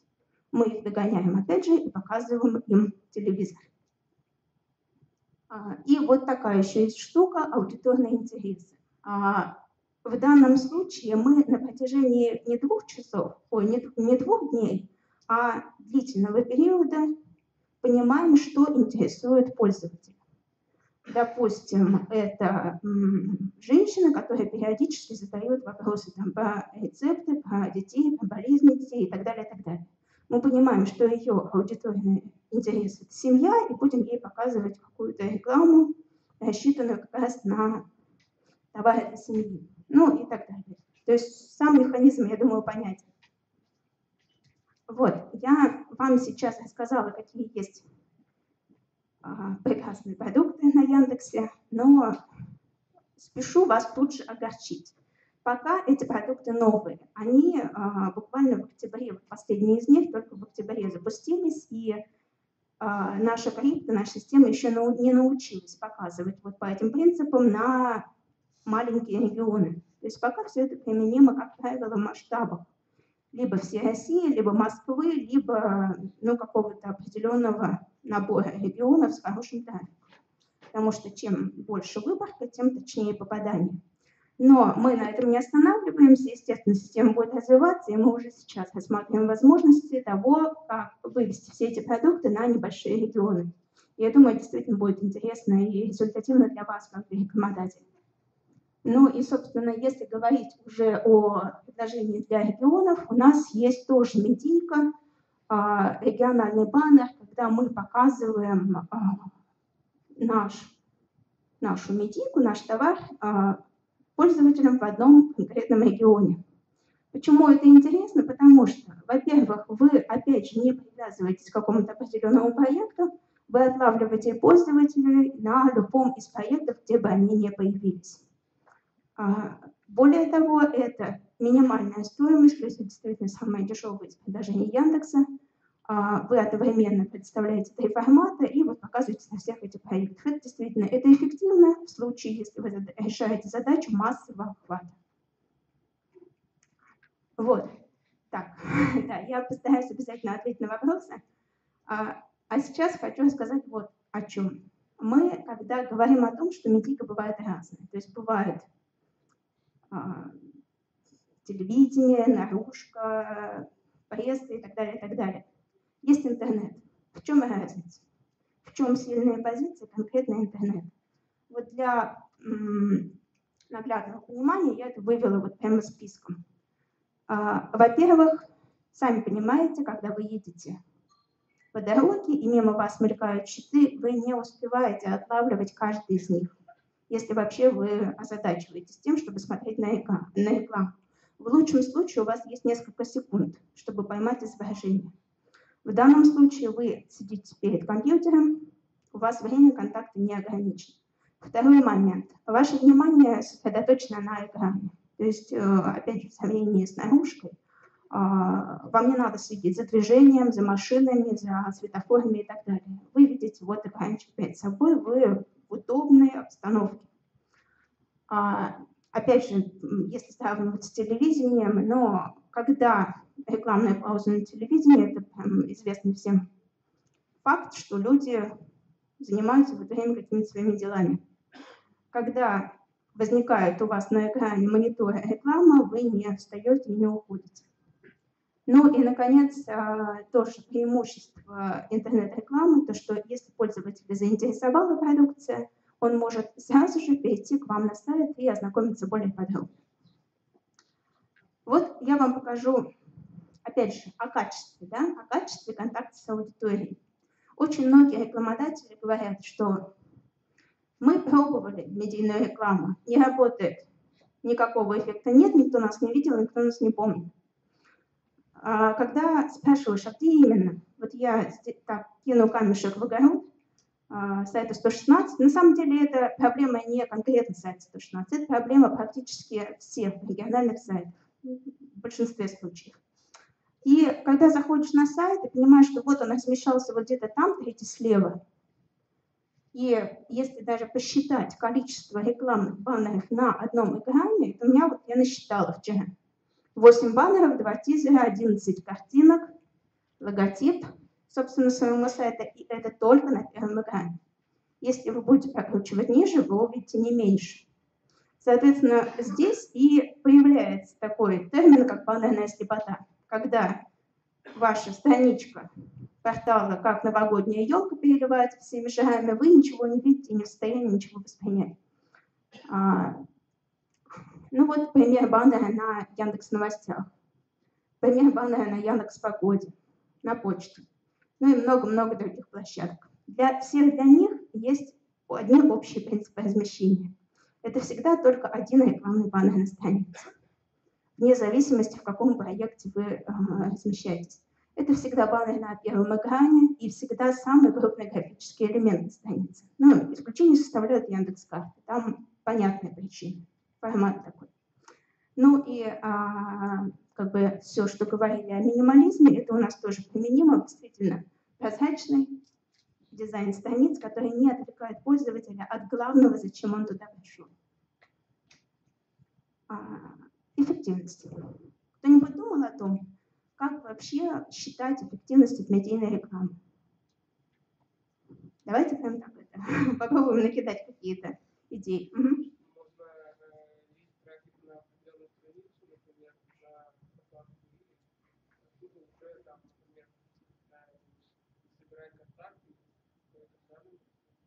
Ну, как вариант, да. Угу. Но я вижу растерянность. На самом деле это очень непростой вопрос, и это вопрос, который обсуждается очень долго, каким же образом это мерить. И вот, поверьте мне, этот вопрос не касается только медийной рекламы в интернете. Этот вопрос касается медийной рекламы вообще везде. То есть, как измерить эффективность от наружной рекламы, как измерить эффективность от телевидения. Тоже такая же загадка. В интернете немножко больше возможностей, там больше возможностей измерять. Но надо понимать, что медийная реклама в интернете, она все равно остается медийной рекламой. И вот этот вот пресловутый медийный эффект, это вот воздействие на сознание пользователя. Помните, да, мы говорили о том, что бренд живет в сознании пользователя. Его невозможно померить физически. И об этом надо помнить всегда. Но тем не менее, я вам покажу некоторые способы, такие довольно условные, на что можно опираться, когда вы размещаете медийную рекламу, что можно померить. Татьяна, если можно. Это предпоследнее. Угу. CTR. Знаете, что это такое, наверное, да? Нет нужды повторять. Кликабельность баннера. Очень условный на самом деле измеритель, потому что очень часто медийная реклама не преследует цели нажать на баннер и перейти на сайт. То есть какая-то доля кликов, конечно, будет, но это не самоцель. Самоцель, чтобы человек понял, в чем ценность вашего бренда. Второй момент. Действие пользователя. То есть когда вы принуждаете, ну, не принуждаете, стимулируете пользователя выполнить какое-то действие. То есть, допустим, зайди на сайт, посмотри видео. Тут как бы можно более-менее как-то померить эффективность, отдачу. Там, поиграй в игру, там, поводи мышкой по баннеру, что-нибудь там увидишь. То есть вот эти все вещи, они уже измеряются. Метки. То есть если у вас на сайте есть счетчик, я думаю, что у большинства есть. Если у кого-то нет, исправляйте эту оплошность. Можно помечать ссылку меткой и по ней отслеживать перешедших пользователей на сайт и понимать, кто это перешел и зачем он туда вообще пришел. Просто так, из любопытства, или действительно он что-то там сделал, то, что вы от него ожидаете. Статистика популярности бренда, статистика поисковых запросов, это все тоже измеряется, тоже достаточно условно, но тем не менее. То есть, ну вот я приведу пример из общения с одним из рекламодателей. Если рекламодатель продает какую-то неизвестную в городе марку, к примеру, там, ну, возьмем китайский автомобиль. Можно зайти в статистику запросов и посмотреть, сколько запросов по названиям марки в данном городе. И вы увидите, что название Лифан запрашивают в 10 раз меньше, чем, допустим, его ближайшего конкурента. Ладу Гранта, там еще кого-нибудь. Вот. И это такой тоже условный показатель, но который все-таки может показать. А после проведенной успешной медийной кампании может случиться так, что статистика запросов по вашей марке вырастет. Статистика поисковых запросов есть в Яндекс.Метрике. То есть вы там можете посмотреть, по каким словам ищут вас пользователи. Если ищут по названию вашего бренда, либо по каким-то фразам, которые вы использовали в рекламном баннере медийном, это тоже хороший показатель. Есть такие общие моменты, которые можно оценивать. Это динамика посещаемости сайта, общая и общая динамика продаж. Так или иначе, это все-таки один из наиболее верных способов понимать, работает ваша реклама, либо не работает. Ну и один из самых, наверное, надежных способов в случае, если он проводится качественно, это полевое маркетинговое исследование. Единственный недостаток, как у всего, да, это стоит, в общем-то, достаточно недешево.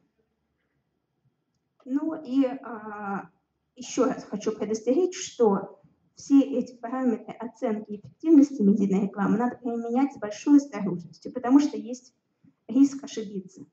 Это может быть нерепрезентативная выборка. То есть если вы оцениваете по CTR и по метке, перешли на ваш сайт там, меньше 1%, то вряд ли можно делать какие-то выводы о том, кого вы привлекли. Надо обязательно соотносить, а что же вы хотели изначально, когда делали рекламную кампанию. Вы хотели, чтобы пользователь пришел на какой-то конкретный продукт, что-нибудь сделал у вас на сайте, оставил заявку и так далее, и так далее. Надо помнить, что когда вы оцениваете какие-то общие такие показатели, как статистика продаж, у вас могут быть параллельно другие рекламные кампании на других носителей. И там разделить вклад интернета и вклад телевидения там, или еще чего-то другого практически невозможно. Ну и опять же, если вы доверяете исследованию какой-то сторонней организации, тут большой вопрос о том, как проверить качество этого исследования и можно ли этому доверять. Спасибо вам большое за внимание, готова ответить на вопросы.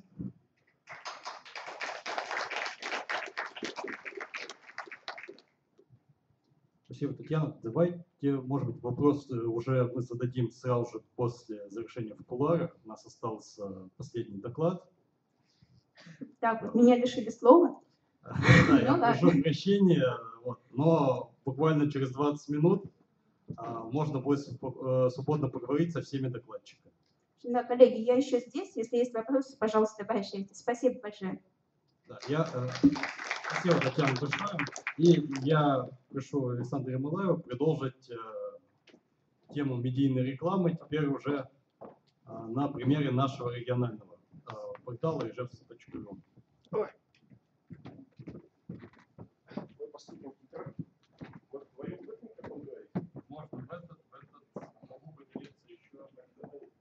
Возьму, если. Добрый вечер. Сразу же вот замечательный доклад был перед нами, да. Но сразу же хочу сказать, что мы предлагаем диаметрально противоположный подход. И хотим сказать следующее. Если вам нужно продавать, если все-таки клиент ориентирован на реальный результат, ну, надо четко понимать, что вся эта статистика – это для больших компаний, когда менеджеру нужно держаться за свое место. Это не имеет отношения к реальным продажам. То есть это, безусловно, связано, но очень посредственно. И, собственно, доказательство тому – это развитие нашего портала Ижевск.ру. То есть это форумы, мы уже существуем 13 лет, рекламы Яндекса у нас нет, ну и, в общем, не планируется, скажем прямо. То есть мы большие противники размещения сторонних рекламных блоков и настаиваем на своих. Собственно, изначально это были доски объявлений. В общем-то, они прижились у местного интернет-провайдера, у компании Market.at тогда еще. Ну и, собственно говоря, в 2010 году мы создали отдельную компанию МАРК для того, чтобы ее отделить от провайдера, и ровно для того, чтобы заниматься этой рекламой более целенаправленно, то есть именно развивать рекламную площадку для того, чтобы ее можно было использовать нашим клиентам, потому что у интернет-провайдера все-таки другие интересы. Давай следующий слайд. Ну, собственно говоря, вот просмотры посетителей, в принципе, это графики, картинки есть в брошюрках, есть, соответственно, там статистика лайф интернета у нас выложенная.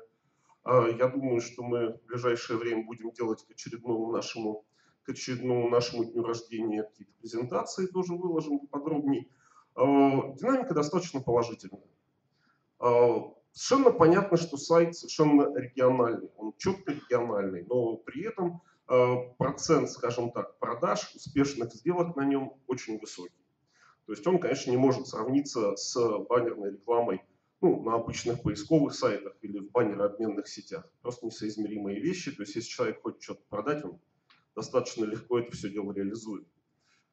Соответственно, вот эта вот специфика, такая вот региональная специфика, да, это сложилось. Безусловно, в Москве такого ресурса нет. В Москве этот ресурс называется Яндекс.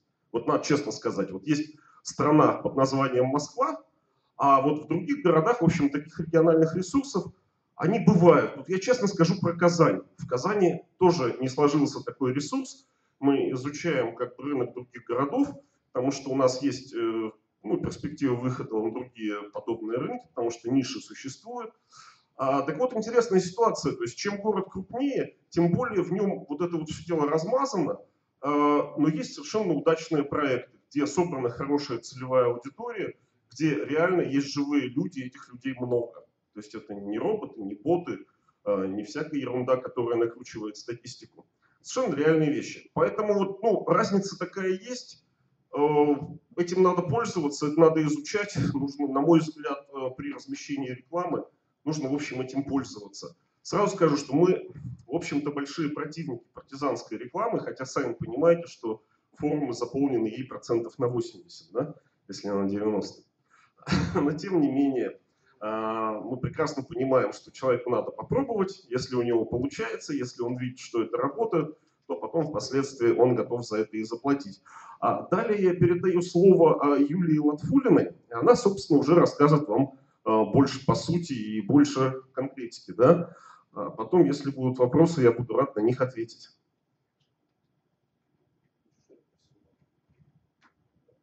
Я хочу вам уже рассказать больше о рекламных наших возможностей. То есть у нас их довольно-таки много.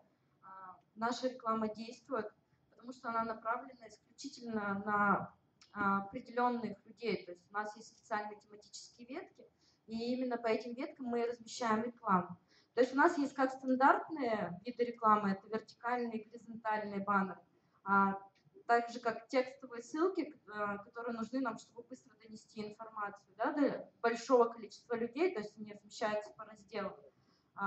У нас есть также тематические пакеты, то есть когда мы один баннер прокручиваем по довольно-таки большому количеству веток, которые объединены определенной тематикой. Но больше я вам хочу рассказать о нестандартных наших рекламных возможностях.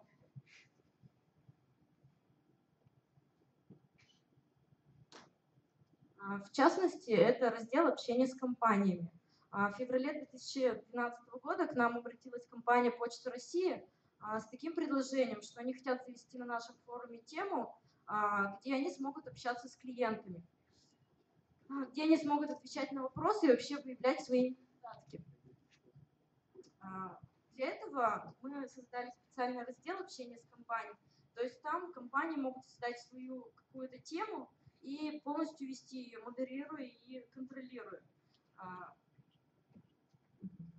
То есть вообще компании, они должны заботиться о своей лояльности, должны иметь обратную связь обязательно. И поэтому вот данный выход — это, на мой взгляд, очень хороший пиар-ход. То есть эту услугу мы предоставляем бесплатно, то есть она у нас при регистрации получается. И она ведет к увеличению как раз-таки все равно продаж и выявлению спроса. Следующая наша услуга, которая тоже является нестандартной, это услуга «Шальная тема». У нас было очень много запросов от рекламодателей о том, что они хотят свои темы поднимать в разделах или их закреплять. Но по политике вообще нашей форума, да, то есть у нас форум для общения, и мы стараемся не иметь дела с платными темами, поэтому мы придумали такую услугу, как удержание тем в топе. То есть на лучших позициях, на выгодных позициях раздела.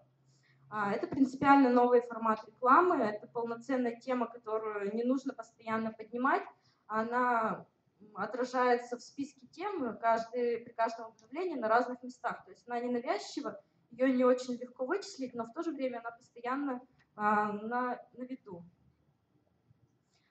И еще один наш рекламный ход – это дисконтная программа.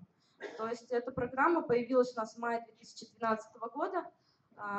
Мы 3 месяца ее прокачивали, можно так сказать, разрабатывали, и в итоге вот сейчас мы ее выпустили уже в массы, и она у нас живет. То есть это, по этой программе участники форума получают именные карты, по которым организации города Ижевска в качестве партнеров могут предоставлять скидки, бонусы и льготы. Участие в программе для партнеров бесплатное, то есть карты тоже бесплатные, поэтому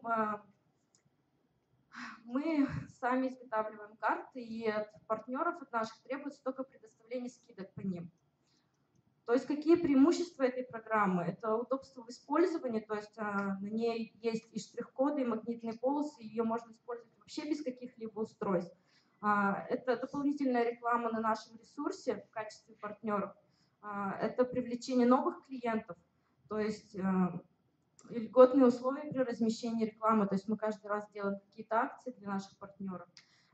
Нет затрат на изготовление карт, но и неограниченные условия предоставления скидок. То есть вы можете предоставить нашим форумчанам скидки от 1% и до всевозможных каких угодно цифр. Вообще нашим первым партнером стала компания «Гастроном». Сейчас у нас более 70 партнеров, в том числе среди крупных это «Гастроном», «Бережная аптека», это «Браверс». Они каждую у нас неделю пополняются, примерно 5 партнеров. Да? То есть, в принципе, люди уже оценили эффективность этой программы. Также у нас уже выдано более 3000 карт и более 20 мест распространения. Причем партнеры тоже интересуются, тоже хотят распространять, потому что это дополнительный приток клиентов в их точки продаж, и это, соответственно, ведет к увеличению их продаж.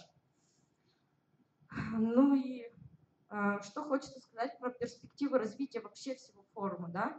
То есть на данный момент мы развиваемся, мы улучшаем технические характеристики, убираем всякие недочеты, юзабилити улучшаем, развиваем наши рекламные возможности, то есть придумываем новые рекламные какие-то продукты. Также в ближайшем будущем мы планируем выпустить мобильное приложение, соответственно, подумаем о геотегах, о геотегинге вообще, ну и выход в другие регионы. То есть, как показывает практика, у нас довольно-таки уже набираются все равно пользователи из других регионов, из других стран даже бывает. И мы хотим предлагать рекламодателям из других тоже регионов, других мест тоже размещать рекламу на нашей площадке. Ну и наши контакты. Спасибо. Еще время, да, я так понимаю? Жаль. Ну ладно. Самое главное, вот чего как-то, может быть, люди не услышали насчет дисконтной программы, на сегодняшний день там был слайд, сколько у нас роздано карточек, да? Ну, там их немного, порядка 3000, да? Но я честно могу сказать, что фактически отладка механизма раздачи закончена, ну, можно сказать, что вот она только заканчивается. И вообще-то в планах порядка 100 000 подобных карт. И заявки на них идут достаточно хорошо в том плане, что вот это вот одна из тем развития локальных рекламных площадок в плане, когда клиенту интересно именно продавать, чтобы его товар уходил, чтобы его площадка работала. Именно для этих целей вот эти вот все дисконтные карты являются дополнительным замечательным механизмом, который вам не даст ни одна другая рекламная сеть. Вот, пожалуй, все. Так что, если есть вопросы, спрашивайте, да, пожалуйста. А можно узнать, сколько стоит услуга «Тема в топе»? Она стоит 500 рублей в неделю. И там еще есть такая возможность, то есть эту тему можно выделять. То есть она будет не просто... То есть можно ее выделять жирным цветом, чтобы она еще и выделялась среди тем. Это уже будет 700 рублей в неделю. Но в принципе цены вполне разумные. Пока, да. Но надо четко понимать, что вот сейчас это пока запускается, деньги реально небольшие, то есть даже для местного бизнеса это делается специально для того, чтобы привлечь рекламодателей к новому формату. Это тоже надо понимать. Ну, на мой взгляд, если бизнес не может заплатить 500 рублей, все, надо закрываться и идти работать в госструктуру. Вы сказали, заиметь свою ветку бесплатно, да? Что значит заиметь свою ветку? Ветка с нашим названием, наша модерация. Ну, вообще принципиально Я так все понял, что ветки, принципиально все ветки бесплатны, конечно же, сами по себе. Есть некие нюансы. Есть, вот Юля говорила про специальный раздел общения с компаниями, да? То есть после того, как компания авторизуется, совершенно бесплатно, вот для нее там создается ветка, где модератором является представитель, ну, то есть как бы, где ведущим является представитель этой компании, он может удалять сообщения и так далее, окей? Это бесплатно, да, конечно. Это типа контур-фото, что сейчас есть, да? Ну, нет, это не так. Это вот типа Почты России. Хорошо.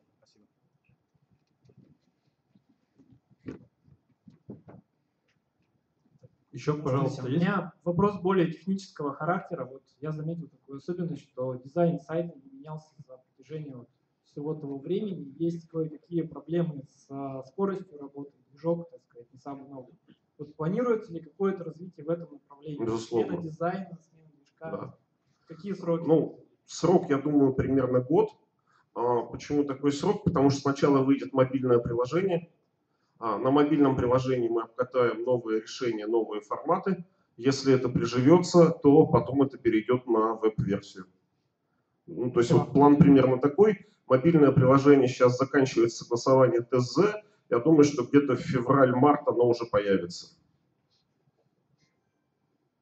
Все, хорошо, спасибо. Я думаю, если вопросы сейчас остались, то есть мы их уже перенесем в кулуары. Спасибо большое за сообщение. И еще прошу буквально 2 минуты внимания, то есть, по формату завтрашнего дня. Завтра у нас проходят мастер-классы, у нас завтра 3 мастер-класса. В 9 часов вот здесь, во второй школе искусств, приходят 2 класса. Дмитрия Брусилова по написанию контента и Антона Коневского по интернет-магазину. То есть они проходят с 9 до 12. После этого в 13:30 начинается 3-й мастер-класс в караоке-зале боулинг-клуба «Огни». То есть он начнется в 13:30 и закончится, пока не зажгут огни и не попросят нас оттуда. Вот. Это будет мастер-класс, который будут вести Максим и Сергей. Собственно, я думаю, вы уже представили, в каком сидяче-маковском формате он будет проходить. То есть и тематика, как я уже говорил, вот именно та самая, как быть хорошим исполнителем, как быть хорошим заказчиком. Собственно, на этом сегодняшняя программа закончена. И прошу вас сдать ваши анкеты, которые у вас были. Вот на самом деле, то есть анкеты, как бы понятно, некая формальность. Вообще хотелось бы попросить, то есть все ваши мнения, предложения, какие-то идеи, то есть все, что есть, пишите, звоните, приходите в гости. То есть очень хотелось бы получить обратную связь, понять, что все, что мы делаем тут, все это не напрасно, от этого есть прок, и как это все можно улучшить.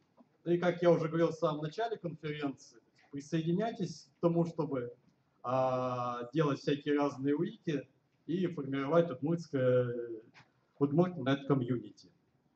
Вот. На этом спасибо всем за участие и ждем завтра на мастер-классах.